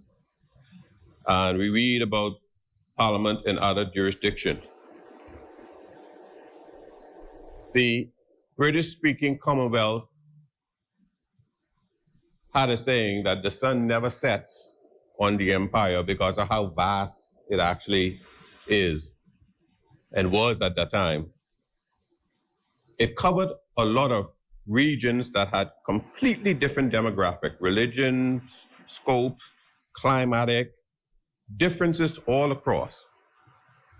And all of those parliaments in themselves had their very own uniqueness to that. Us being the oldest parliament in this region, though we can always learn from others, must always appreciate our uniqueness as a parliament. And be careful how, in judging what we seem to think is a pleasant thing in another country, and using it to create a demerit against ours, because we have a unique dynamic. This is not the situation whereas, for example, tourists would come to the country or even Harris in Miami and say, "Oh, you're Jamaican." We're like, "What?" Because we understand the total difference between these cultures. And we say, no, we're Bahamian. But to those who don't know, Parliament in itself, in touching on I do think it was offensive language, which you polished, the downhill language. If we go back to the genesis of it, which goes back to the House of Lords way in England, and if you look at the spirit of their debate, Madam President, and how they interact, it will make our Parliament, and even its worst day, looks like a Sunday school. Because the nature of it is the vigorous nature of the debate. That is why the job of the Speaker is to manage that. And you'll find that throughout all the ages that the Speaker would allow a degree of latitude for vigorous debate, because that's what we're supposed to do. Actually, in the rules of Parliament, you're not supposed to sit and read a speech, because you are supposed to know what you are representing. You're supposed to speak the heart of your people, and you're supposed to understand it. And so you're supposed to have what they call copious notes. So therefore you'll be able to do. So actually it's a breach of the rules, and you could correct me, to sit here and read a speech. Because that's the nature of our Parliament. It does not suppress the passion and the emotion, but it brings structure to just guide that effectively so that it doesn't become too offensive in that regard. And when we look at it, I think the things that we could identify or label with the offensive term downhill would be not necessarily the conduct in Parliament, but the end result of legislation and applications outside of Parliament and the effect it have or had on society. Now that is a stench that goes on for generations, and the actions that you would have seen. When actions are taken that would drastically impact the economy, things that were not infected by things that were what we call act of God, or things out of the control, like you see with COVID and the global impact. Examples would be during good times when things were booming and revenues were at the all-time high with the introduction of new tax measures, et cetera, yet we saw downgrades and downgrades and downgrades and downgrades, to the point that despite us sitting here moving around and celebrating, we must remember that the Bahamas is at junk status. And the junk status that we're in, the ones with the task and the mandate to get us out of it is the ones who put us in it. The reality still is we got downgraded into junk status under the former administration. The chair recognizes Senator Pickstock. Downhill. Madam President, I stand on just a point of order. Sorry, I stand on a point of order. The member opposite is hurling statements, and just for the clarification of all members, I would like him to just provide some evidence on the statement he's purporting to make, that the former administration was the cause of where we are, the downgrade, when in fact, we just came out of 4 years where the previous government had the mandate to deal with the economy, and I would argue that is why we are where we are now. Thank you, Senator Pickstock. Senator Henfield? Oh, Rami. I'm sorry, Senator Yeah, Raming. Yes, Madam, Senator Raming. Madam President, it seems as if the one-trick pony of Senator Pistock is that even on the obvious thing, you must bring data. That's the same reason why we have this resolution, you know. Senator Raming, you made a statement that the previous government is at fault for the downgrades. Do you have evidence to support that? The evidence of the fact, Madam President. Do you have evidence to lay on the table, Senator Raming? I would bring the evidence, and the evidence will state this. The evidence should show Senator Raming, let me stop you there. When you bring the evidence, we shall table the evidence. For this time, can you please withdraw the remarks? Unless you have the evidence to table at this point. It's a publicly known fact, ma'am, that we were Senator Raming? on grades. Senator Raming? Okay, we can ignore the obvious, and I would allow you to do it. The ruling is, Senator Raming, is that you withdraw or you table the evidence. Until such time you're prepared to table the evidence, kindly withdraw the statement. I cannot withdraw truth, but I'll accept your withdrawal if you do it, ma'am. I'm asking you, Senator Raming, to withdraw. And it's a fact. Senator Raming? Madam President, the member. The chair recognizes Senator Henfield. The member, in fact, believes, he's convicted that what he's saying is truth. Now, Senator Henfield, before you proceed, Senator Henfield, what is your point of order? And is your point of order, do you have documents to table to assist Senator Raming with the point that he made? no, see, what he's saying is you can strike it from the records. You have the authority to do that, right? And we can just move on, Madam President. No, that's not my ruling, Senator Henfield. That's all he's asserting. I understand what he's asserting. But the chair is requesting that he withdraw the statement. So, Madam President, if he does not withdraw, what will be the outcome? The You chair, can strike it from the records and move. We can move on. That's all we're humbly suggesting. I understand your suggestion, but that is not my ruling. Madam President, one of the things we stated here in this resolution, Senator Raming, before you proceed, the chair is requesting that you withdraw the statement. But it's the truth. I can't just tell my conviction on the truth. You have to support the evidence. The evidence there. I'll bring it back tomorrow.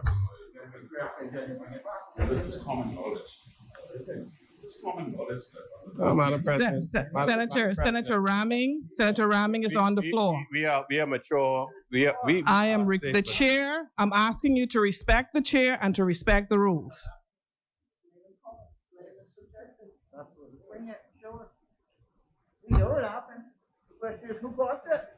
It happened under. Yes, it happens under administration. All right. I'm not giving the latitude to rephrase as Senator Pistock when he gave an offensive thing. He didn't. Senator Pistock did not withdraw his dunghill. The chair does not need to have to assist you with that, Senator Raming. Oh boy. Senator Pistock got a good alley-oop. Let me rephrase, Madam. I ask that you kindly withdraw and then you rephrase. See, now I have the option. No. Precisely. Following her instructions. Let me withdraw and rephrase, Madam President. Thank you, Senator During the Raming. last administration. Is this the withdrawal first, please? I said withdrawing and rephrasing. During the last administration, we had, we missed the whole cost to drift away from the whole context because we're speaking about the point of dunghill, the things that people feel that may be a stench to or impact negatively the people of Commonwealth is the extension of the things that we do. Not the internal debate, which though I would have seen and we all know again, and if you want that to be proven, that you find that some persons who review Parliament would express their disapproval of the spirited nature that debates could actually take. But in many instances, that's simply ignorance of how the parliamentary debate system works as a whole. spirited debate is a natural course of what we do. The whole point of a debate is not just sitting down listening to a lecture. And as I stated in the rules of Parliament, it allows, it gives that momentum, because it takes away from the person who is presenting a structured, all-out reading of a particular text. But I wish to say that in every administration, I would think that it is true that once an administration would have been removed from office, it reflects some degree of displeasure by the public of how that administration may have been working and serving. So anything that is expressed upon the Parliament as it relates to its action or interaction is a direct correlation to our overall policy. But when we come back to this point, Madam President, until we modernize our current House of Assembly, I believe that we will continue to fail to inform and educate our populace, because in this current digital world right now, the way our analog system is actually working, it doesn't afford the greatest level of access for the Bahamian people to listen to those who represent them speak and to get the understanding of the laws and the legislative agenda and the things that are being passed. It will be so nice that the time will come whereas devices will not be tolerated in Parliament, but actually allowed and functional in Parliament.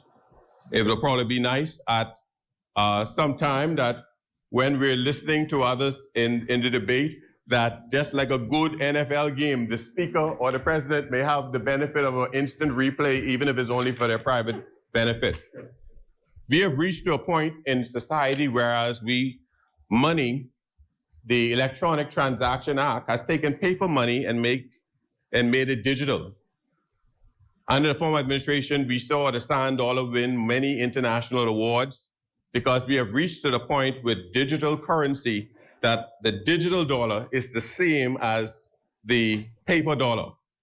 We've seen that we've gotten to the point with the cabinet now, we have an e-cabinet, whereas the documentation, a paperless cabinet, now that is the level that we're at. But in Parliament, being a former MP, I went back to clear my desk in my private office, and I had stacks that high of documents and bills and everything else and so on and so forth. And that was just on that. That's not the ones home in my corner, and that was not the ones in my constituency office and everything else. So when we begin to analyze this, it's going to take us to a whole different level. You want to say something? Yeah, I'd ask the member just for a point of clarification, just so the member. Can you please wait for the chair to recognize you? Absolutely. Yes, the chair recognizes Senator Ryan Pinder. Thank you so much, Madam President. Just so for the benefit of your knowledge and colleagues, hopefully in very, very short time, we will make our way towards a paperless parliament. The Cabinet of the Bahamas, this Cabinet of the Bahamas, has made the decision to advance the notion that I think the prior Cabinet had discussions about in order to be able to have the circulation and review and debate of bills and resolutions and digitally and paperless. And so just to your point, I just wanted to clarify and give you the benefit of the knowledge that that decision has been made by the cabinet, and we will now move towards having a paperless parliament for sure. Good. That's real advancement. So the next time I ask to prove something, I can just pull it right up and send on my phone. And I don't have. And that's the frustrating thing, Madam President. When you have to prove something, you have to put up on your phone. I can't pull up to my phone and just give it to you. I have to go and get it printed out. And even in this place, and that's part of my resistance, what is so frustrating when you know something, but then you got to go and print it out. And even up here in this facilities, we've seen how long it takes to get a document. Someone's got to probably run downstairs. I don't know if they have a printer up here. And getting information is not as at your fingertip, and that's a big problem. Let me add to this something that I think is very, very significant. These buildings are now historic monuments, historic relics. And quite frankly, I understand and appreciate why we should not touch them and upgrade them, because there's only so much you can do without damaging the history of these things. I think it's safe to presume that these should be under the care of the Historic Antiquities and Monument Museum Commission, which would also limit how we go about dealing with this. To renovate a building such as this in history is not a matter of ripping. It takes methodical care, and the cost of it is outstanding. You can imagine what it takes to renovate Government House to maintain the majestic honor of that house. So what that says is we are restrained by history, respect of our heritage, and honor to not only upgrade this house, but to keep it the way it actually is. So what that simply means is we must have a brand new location, whereas we could expand and grow into the modern age and have this for what it represents, the history and the museum of our parliament, and move forward. There have been allotments that would have made when we saw the post office building demolished and cleared away, which is at the end of Parliament Street. And there were debates as to whether there should be a court complex there or Parliament there or anything else there.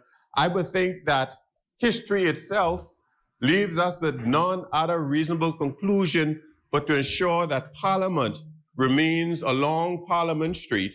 And it would be a very good recommendation for myself and consideration for the government to have, that when we do get to the point of advancing and improving our Parliament, that should be a location that should remain, because Parliament Street is exactly what it actually is.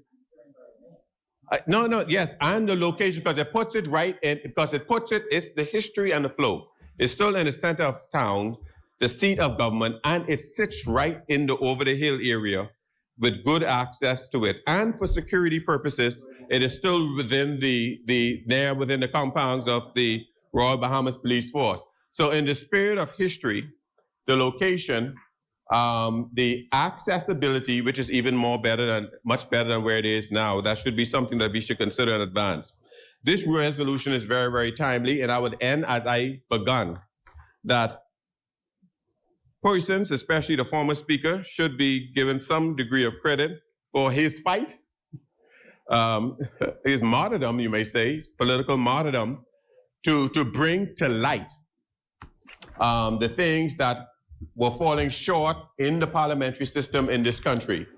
Because I would think it fair to say that without him raising those things, the average public, and in many instances, even persons like myself who may have been in Parliament, would not have known the gravity of concerns, the shortcomings that was in the House. And I would end on something for persons to appreciate. There have been times in that House of Assembly when we're having late night debates that you can sit and you can hear the rats in the walls. Literally, hear the rats in the walls behind you as you sit. So the urgency of these kind of reforms that the committee hope to explore is beyond superficial. And I would hope our country, even in the needs that we see that we have post-COVID and the shortcoming budget-wise, will still see the need and understand how important it is for us to pursue the improvement of these hallowed sanctums of the Senate and indeed the Parliament, because that is critical to our democracy, that is critical to our advancement, and that is critical to the development of the Commonwealth Bahamas. So again, I stand simply to say I support this resolution and look forward to whatever part or role that I may play in this upcoming standing committee. And I hope this will be one of the things that will be able to be brought to fruition before the end of this term. Thank you, Madam President. Thank you, Senator Raming. As many?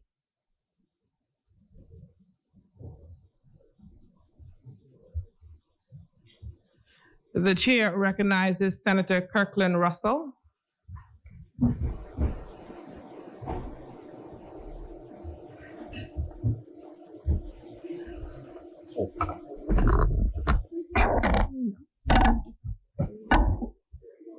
you know.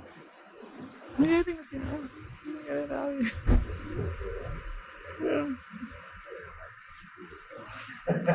Yeah. Senator Kirkland Russell has the floor. I was given these fine senators time to resolve their matters. Yes, yes. Can we order? Order. Senators, there's a lunch break. When you can continue your discourse, but right now, Senator Kirkland Russell has the floor. Madam President, I am always thankful to Almighty God, understanding that it's only by His grace and blessings that I am able to stand in this honored place to speak on behalf of the people of this great country for such a time as this. I am always reminded to say thank you to our Prime Minister and Minister of Finance, the Honorable Philip Edward Davis, for the opportunity to serve as one of this new day government, honorable senators. Madam President, with your leave, I wish to preface my remarks regarding this timely resolution by congratulating the Minister of Education, the Honorable Glenys Hannah Martin and her team for successfully reopening our schools for face-to-face learning.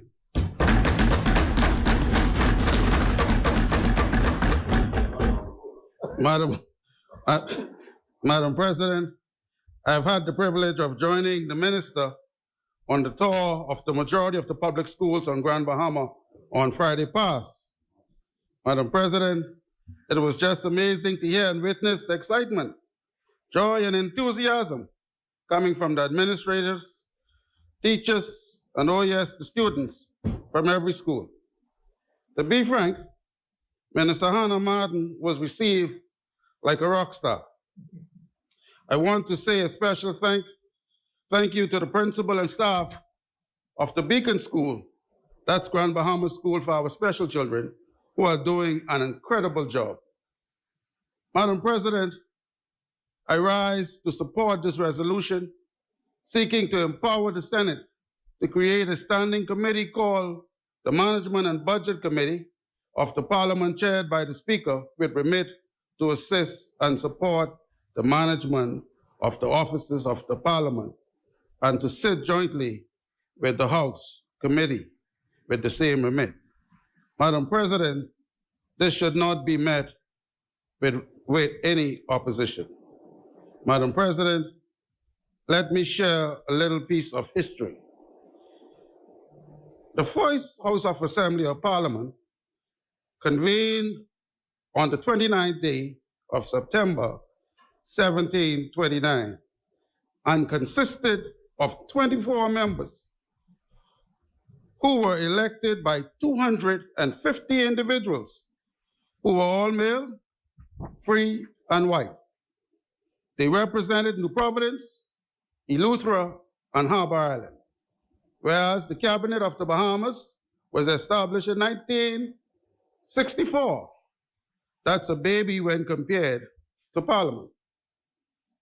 The Constitution of the Bahamas made certain that there was an explicit separation of powers, with Parliament having full control of managing its affairs.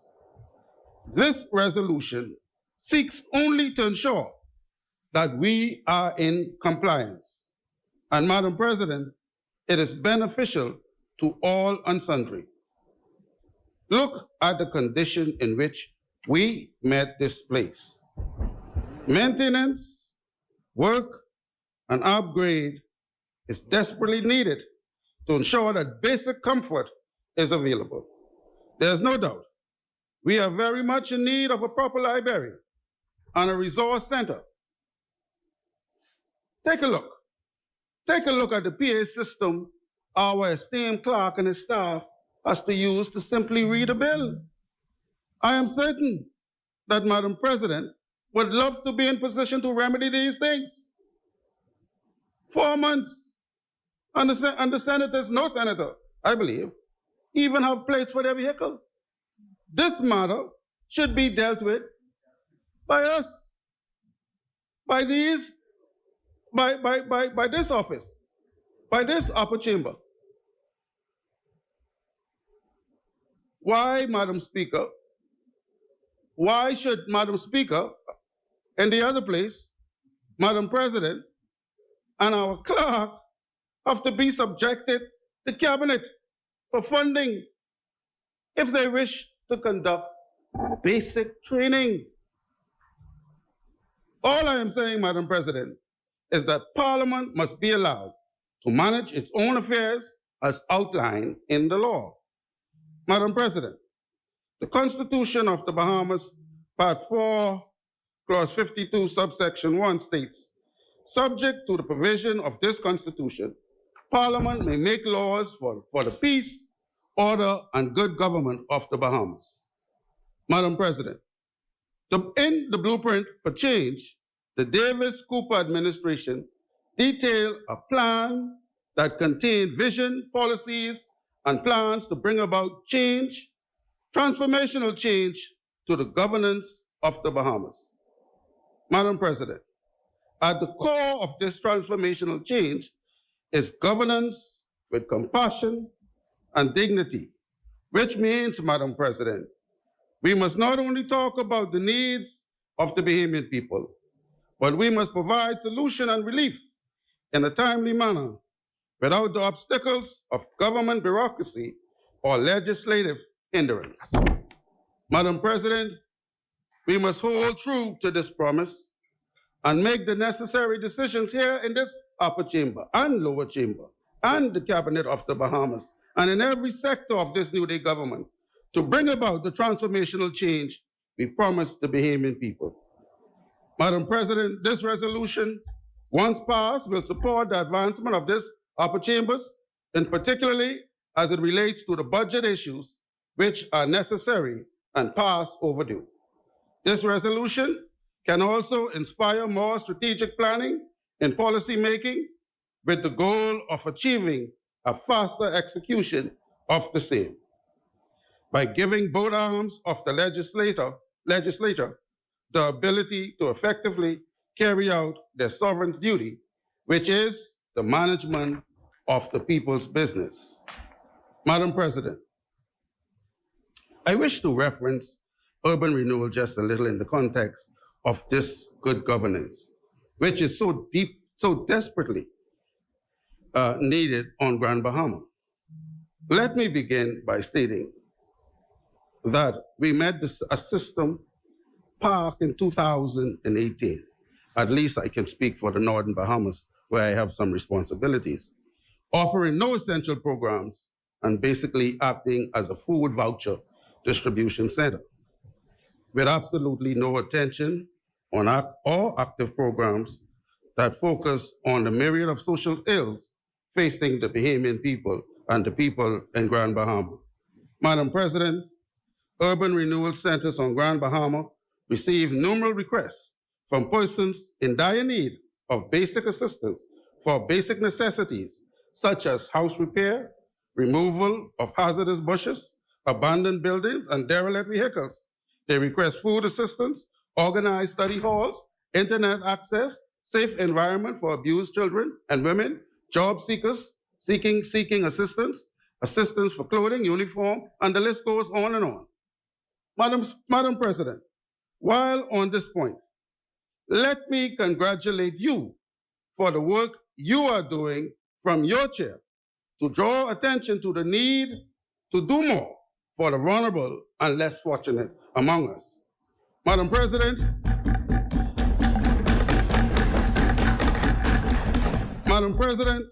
your efforts to unite this Senate to bring comfort to the family of baby girl Bella, not just in words, but in action, even requiring all senators to financially contribute to the purchasing of flowers to decorate the church during her funeral. And then you took this same Senate out of these four walls to join Bishop Lawrence's role in feeding hundreds of people. And then you took the time to visit Grand Bahama and visit the home away from home senior care facility You visited the Grand Bahama Children's Home and the Seventh-day Adventist leadership. And then you took the time to visit the grandparents and great-grandparents of little baby girl Bella, all in an effort to see for yourself what my people on Grand Bahama are going through. These efforts are a clear demonstration of the need for full financial independence of this House, and indeed, this is a new day and a new way. Keep up the good work, Madam President.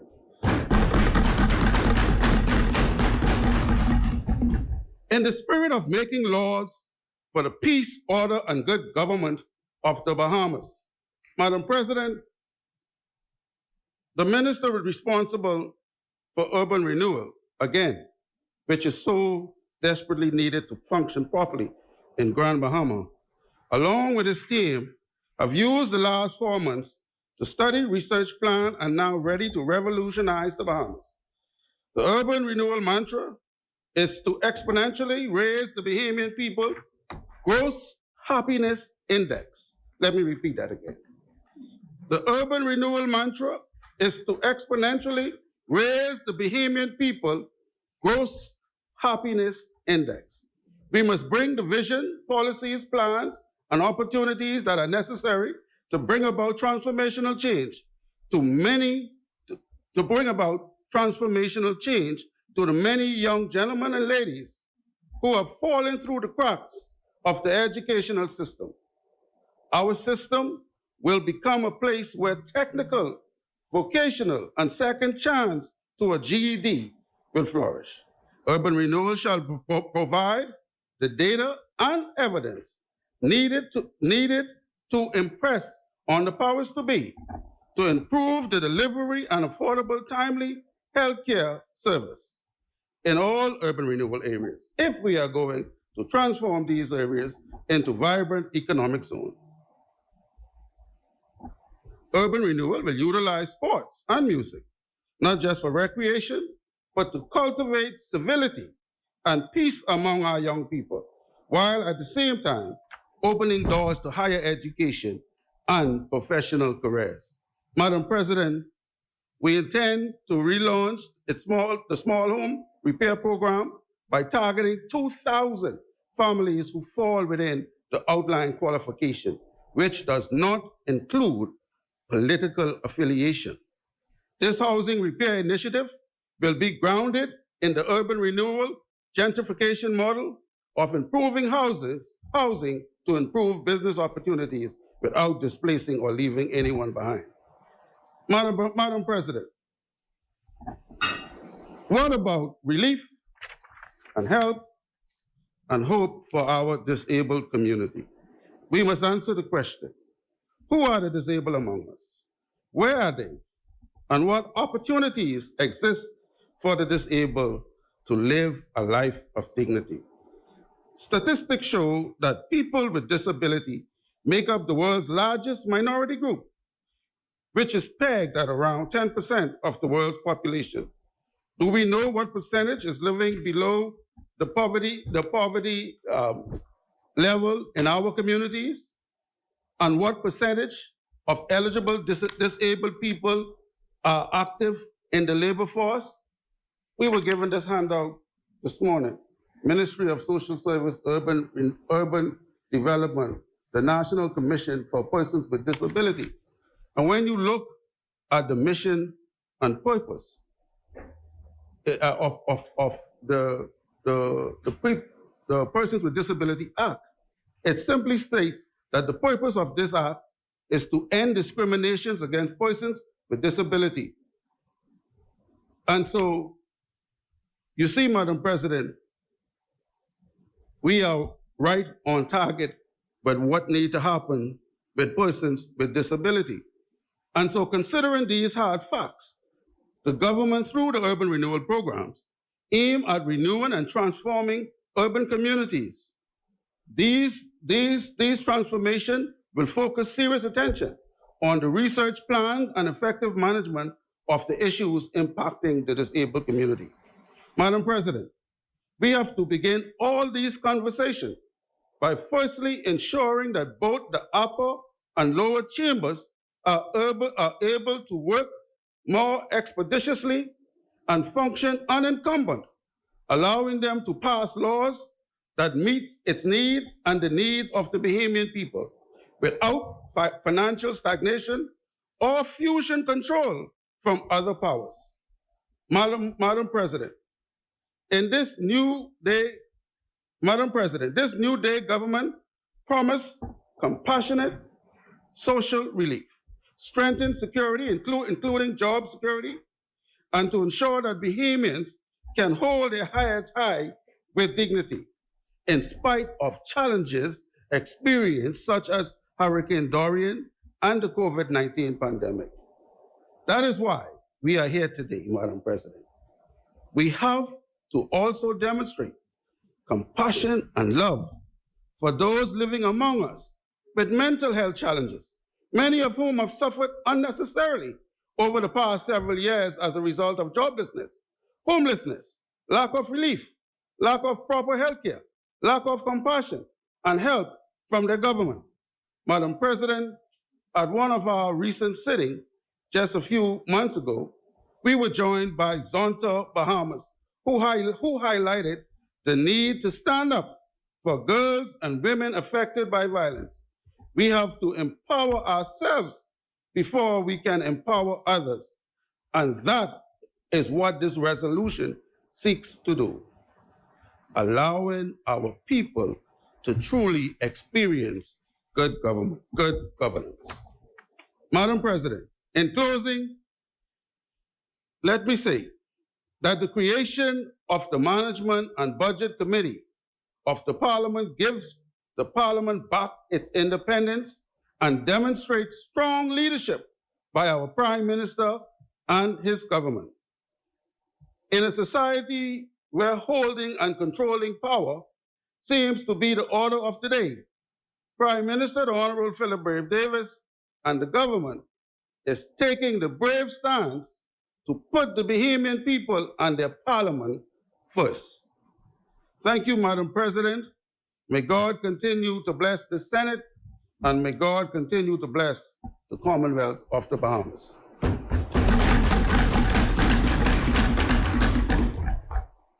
Thank you for your contribution, Senator Kirkland Russell.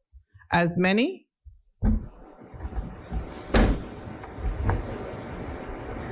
the chair recognizes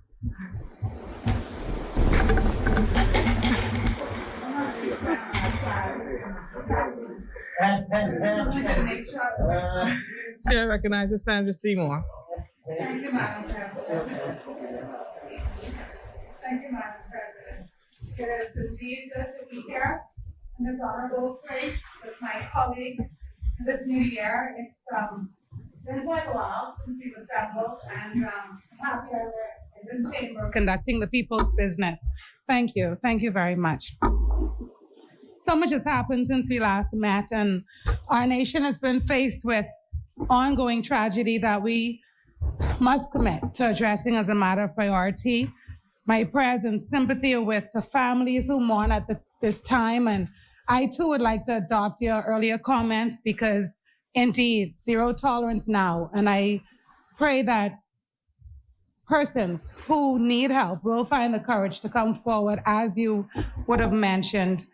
I would also like to join my colleague, Senator Ramming, in expressing sympathy to the family of Irma Williams, Meritorious Council member of the Free National Movement, who served our party and our country over the years, and will definitely be missed because there's no way she would be in a room without anyone knowing she's there, because she was not the type to sit in the corner quietly, as he alluded to. And so we will miss her and her contribution. And we pray she rests in peace. Madam President, we have quite a deep bench in our party, and thankfully our leader, the Honorable Michael C. Pintard, is committed to the advancement of women in politics. And that's, of course, in keeping with the F&M's core value, because as all of us should recall, the F&M was the party that brought us many firsts in terms of females. That's the Governor General, Cabinet Minister, Speaker of the House of Assembly, and mini first. I'm going to get to that. Thank you very much. And so I'm not saying that we were the only party, but I'm saying that we were the party that brought us many first. And so like the Progressive Little Girl Party with the first Deputy Prime Minister, and I wish I had a friend in Senator Pinder so he wouldn't be so disruptive when I'm presenting, but apparently I'm not as, privileged as former Senator Gardner and Senator Ellis here, and so I have to look forward to his, disruptions. Nonetheless, we recognize all of the women who have served and continue to serve our country, and so that said, I would like to welcome Senator Ellis aboard and say that I publicly say, of course, because I too have told her on multiple times leading up to today. So I would like to publicly commit to her and let her know that I definitely look forward to working with her, getting to know her better as we partner toward a better Bahamas. And I'm fully committed to her as a fellow senator. I also want to thank former Senator Vianna Gardner for her partnership and wish her every success in her new venture. Today, we are here, Madam President, to address some of the enduring challenges of the Parliament of the Commonwealth of the Bahamas, challenges that have existed for decades and decades and decades. We are here to align what we do in our country with progressive parliaments in democracies across the world. And Madam President, as I've said on multiple occasions, just because I'm actually a part of Her Majesty's loyal opposition doesn't mean that I exist simply to oppose. If something makes sense, on the rare occasions when the government does, I definitely will fully support, you're my friend, I will fully support in the interest of the Bahamian people. And that's the Bahamian people that currently exist and future generations yet unborn. And so today I proudly join hands with the government to take a bipartisan approach to this matter. And I'm here to give my support to the establishment of a standing committee to look at all things Parliament, formerly entitled the Management and Budget Committee. And I must say, Madam President, that because today we are in such agreement, that has called for more bombing on the table, and every time someone bombs on the table, all the termite dust falls up my skirt, and I have to get up and I have to dust it off. And so, it's good that we're not always in such agreement here, because I can't manage all of the termite dust from the table. And so a similar House Select Committee led by the late Honorable Bernard Nottage was appointed by the Speaker in 2013, Madam President, to make recommendations on all matters pertaining to the powers, privileges, and immunities of Parliament and the allowances and benefits of parliamentarians, and to inquire into the feasibility of the construction of a new parliamentary complex. An interim report was submitted to Parliament in 2014, and those recommendations that were outlined remain outstanding. The former Deputy Speaker of the House of Assembly, Dawn Saunders, who I saw earlier, the clerk David Forbes, and other staff members did extensive research, including comparative analysis of other parliaments in the Westminster system in terms of where we needed to be. Now, my husband's an avid football fan, and that's the NFL, because I know soccer, the world refers to as football as well. And so what happens is when a team wins a game, everybody talks about who the quarterback is and what the quarterback did, when in fact the whole team really helped that game to be won. And so similarly, in the last administration, there was a team of persons, including the Deputy Speaker and the members of the staff of the Parliament, who were looking at what we needed to do as a Parliament. But of course, the quarterback made the news a little bit more, and that's how we got to unparliamentary language describing that particular scenario last administration. And so those who continue to do the research and have done the research in terms of where we need to go as a Parliament, including James Aubrey, former member of Parliament and parliamentary secretary at the Office of the Prime Minister. He submitted a white paper at some point on the consideration of a bill for an act to establish the Parliamentary Staffing Act. And no doubt, Madam President, there are so many others who have probably researched and discussed and proposed and opposed, and yet the termites remain. The bathrooms still need upgrading, and basic services, are missing, and we lack the support we need as parliamentarians. And so indeed it is time for the creation of a new parliament and the separations of powers of the government. The executive and legislature, like has been alluded to here today, should not be tied to each other. And we want to be able to attract, Madam President, and retain the best among our citizens as far as parliamentarians are concerned. And so we want people who can effectively serve their country and its people and advance the legislative agenda of the day. And Cabinet should definitely not have to manage the Parliament. They have enough to pay attention to already with all the various ministers and responsibilities of the Cabinet. And so this is one less thing to pay attention to. And we must look at what the best practices are in other jurisdictions. And certainly Parliament is independent. And so the construction of a new Parliament, hopefully on Parliament Street, as my colleague suggested, sounded good to me. But wherever it is, it needs to happen. And the leader of our party and the leader of the opposition, Honorable Michael C. Pintar, during his contribution on the same matter in the lower chambers, he referenced the fact that we maintain these buildings and make it into a sort of heritage tourism site. Just to generate revenue and maintain the historical integrity and charm of these places that were constructed in the 1800s and so centuries ago. But right now, where we meet and where the lower house meets, it's no longer acceptable. We've outgrown what we needed centuries ago. And as simple as all members being present, Madam President, that's not able to happen, not here, nor in that other place.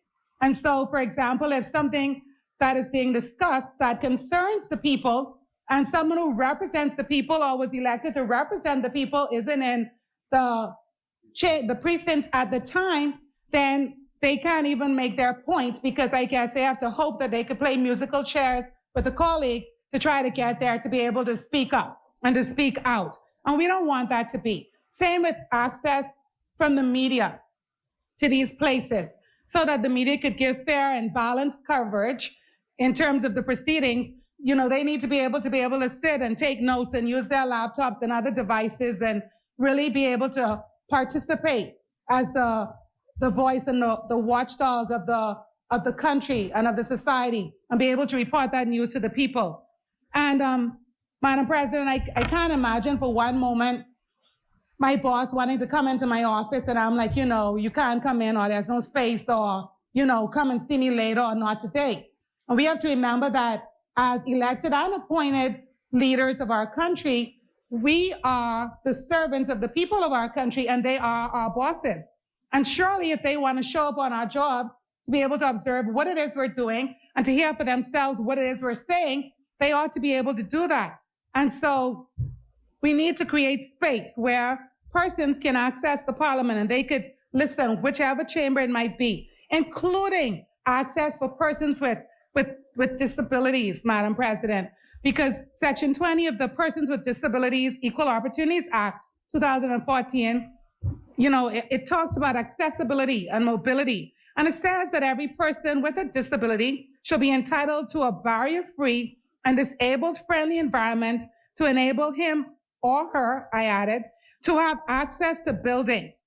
And the reality is that they can access the House of Assembly and the Senate, but that's just on the ground floor. And what happens after that? And so they just come in the building, I guess they look at the pictures on the wall and leave. They're not able to really sit and participate and be an active part. And we don't want that. I keep talking about a Bahamas for all Bahamians.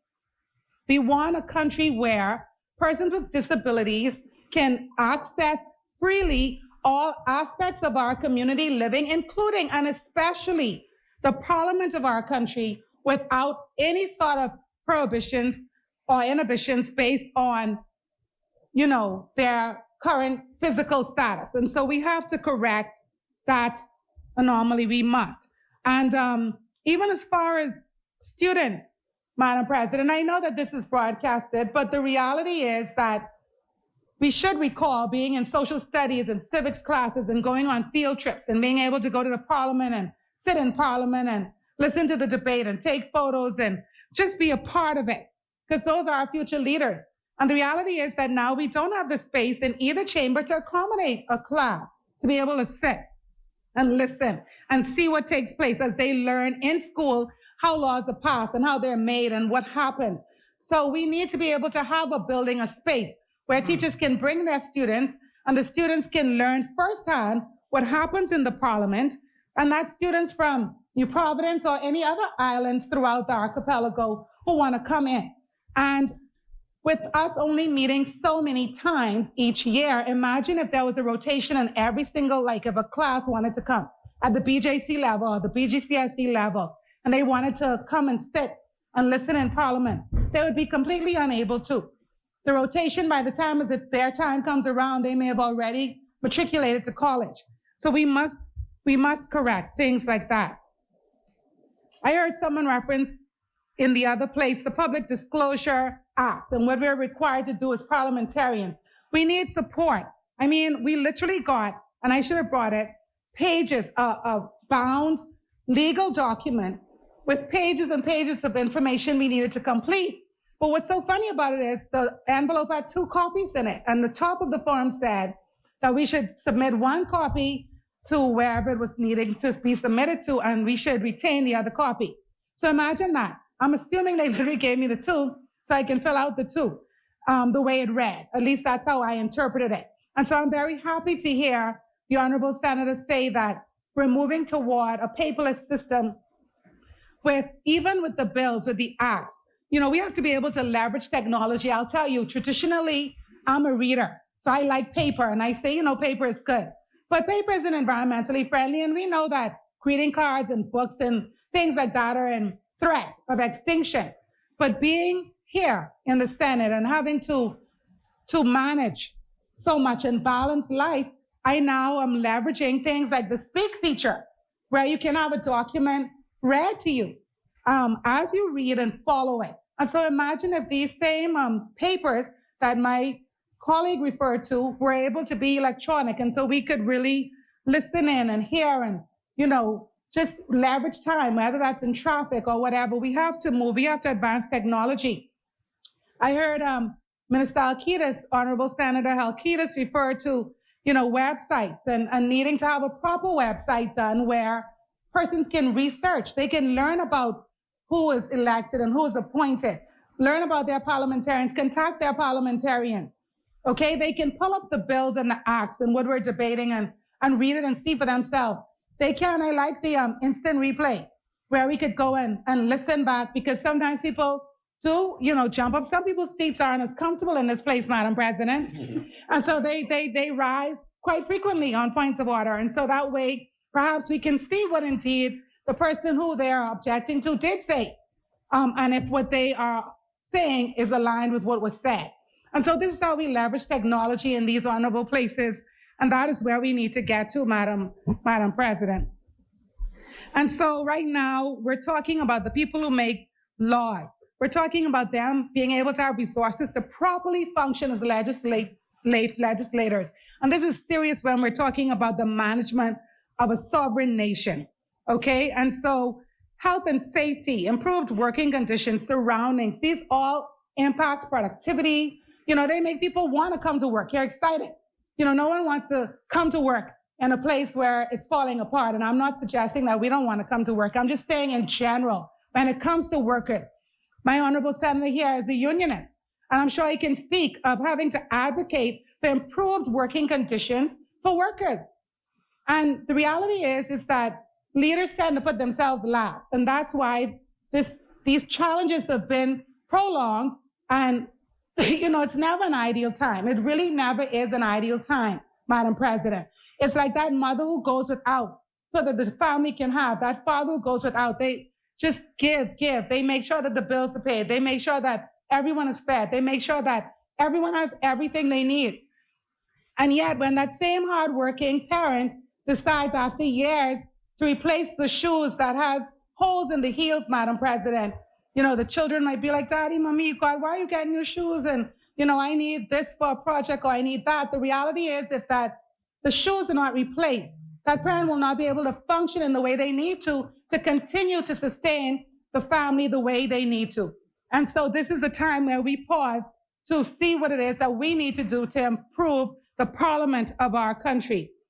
And when we talk about total compensation in human resources, Madam President, we look not only at the salary itself, which we know leaves more to be desired, but we looked at the benefits in general. And so I've heard persons talk about, the airport and just moving around town and having certain other benefits and privileges as leaders. It should mean something to be a leader in our country. When you walk into a place, Madam President, you are the president of the upper chamber of the Commonwealth of the Bahamas. And you ought to be recognized as such and treated as such. And I believe that your treatment should not only extend your actual time as president of the Senate. I'll tell you, and I have to say that I'm grateful, and I got a letter that I'm sure many of us got from a particular agency in our country that gave me a parking pass to parking. And I think, if I'm not mistaken, and I'm not suggesting it should extend, but I'm saying there was a paragraph in it that very clearly outlined that when Her Majesty's loyal opposition sees it that I am no longer senator, that I should also return their parking pass, because my parking immediately discontinues. So hopefully I don't get that text message when I'm parked, Madam President, because that means that I'm going to have to pay on the way out of the parking lot. But what I'm saying is that there are some benefits that should extend beyond your departure from office. Things like health insurance, things like, because after you serve for 10 years, 20 years, you should at least have the option to continue certain benefits if you choose to. Because there are companies around town that have benefits packages for retirees, Madam President. And what they do is your benefits are amended in some ways. So it may not be the full package that you had while you were serving, but number one, they're continued, even though they may be diluted. And you have the option to continue them if you want to at your cost.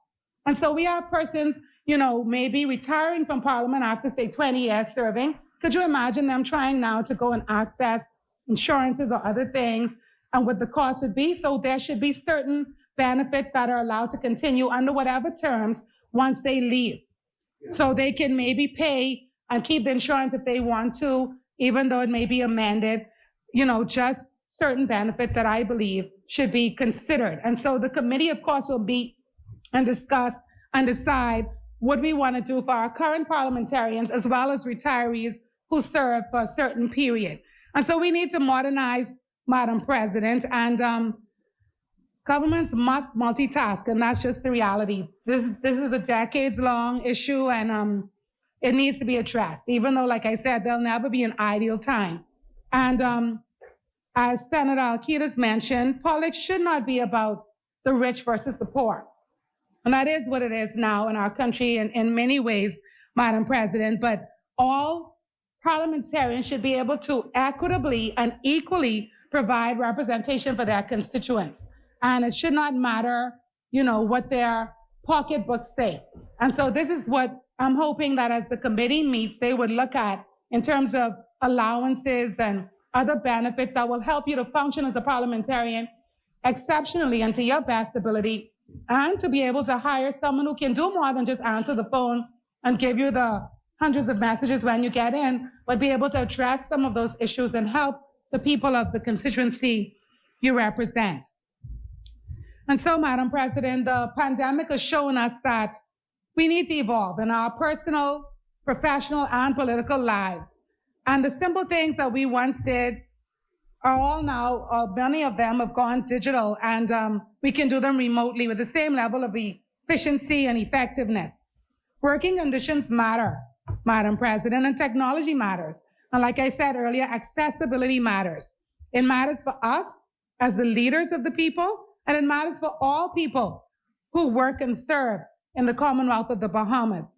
This committee, Madam President, I feel brings us one step closer to where we need to be. So let's ensure as parliamentarians that we also ensure that the same benefits that we seek, proper and fitting working conditions, accessibility for all, supported with technology like Michaela, Bahamas, that recently celebrated an anniversary that was implemented by the previous administration that did that, among other things that were good that some people have amnesia recalling. And so let's ensure that the benefits that we seek are implemented across the public service to allow all civil workers the best opportunity to be efficient and effective in their duties to the Bahamian people. I look forward, Madam President, to the formation and meeting of the Management and Budget Committee, its recommendations, and most importantly, Madam President, implementation of those recommendations, because if we don't execute them, then the report that they submit, Madam President, which I don't want to happen, will be referenced 8 years from now, as I just referenced the report from the committee led by the late Dr. Bernard Nottage, where the same challenges still existent. So I support the resolution that has been tabled here today, and I sit comfortably. Are you sure? Before I said, I just need to know. Thank you, Madam President. Thank you so much for allowing me. Thank you, Senator Seymour, for your contribution. As many?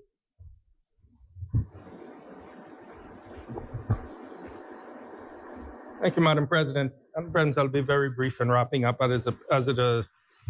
not appears, but as this resolution has unanimous support of the House and as senators have shared their common experiences, it is my hope that the committee is able to deliberate and that we actually have some action and we move forward to recognize, identifying, and implementing the improvements that are needed in the administration of both houses so that we can more effectively do our duty to the Bahamian people. And so, Madam President, with that, I ask for the ask that the question be put.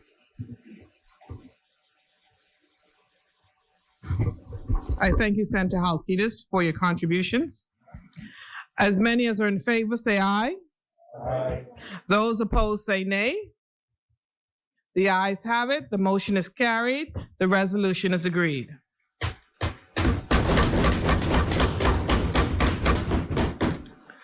Discharge of select committees. Notice for future meetings.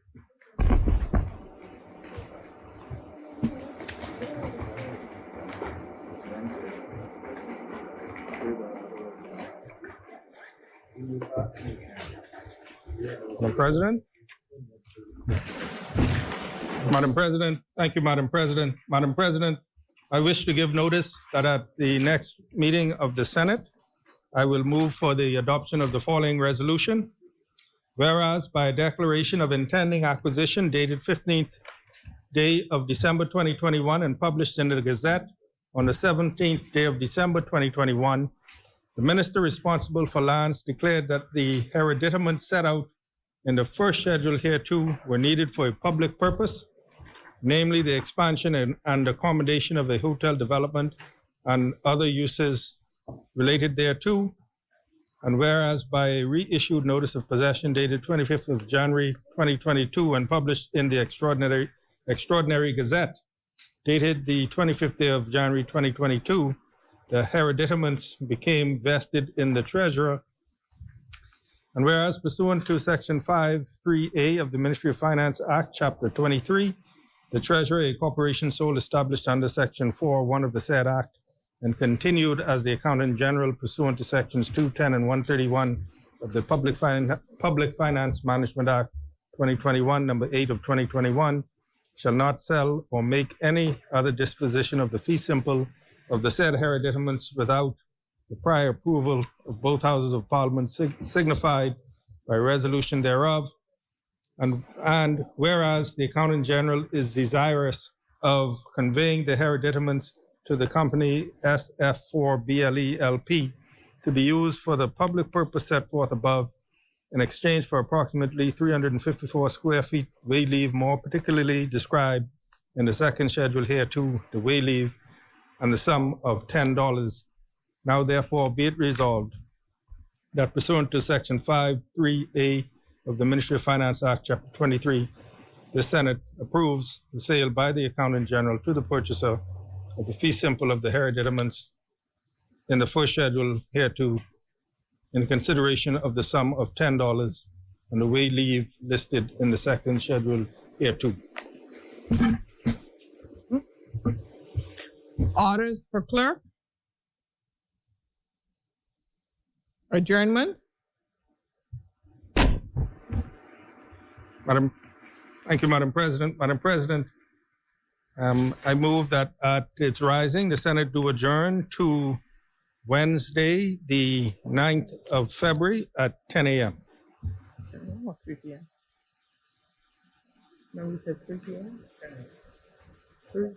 Wednesday, 3 p.m. The afternoon setting. Huh? We're gonna go both? Okay. Oh, okay. 10 a.m. Yes, Madam President. Is there a seconder? Second. It has been moved and second that the House at its rising do adjourn to 10 a.m. February 9th, 2022. As many as in favor say aye. Those opposed say nay. The ayes have it. The motion is carried. Final adjournment. Madam President, I move that the Senate do now adjourn. Second. Is there a seconder? Second. It has been moved and second that the Senate do now adjourn. As many as are in favor say aye. Those opposed say nay. The motion is carried. The Senate stands adjourned to February 9th, 2022 at 10 a.m.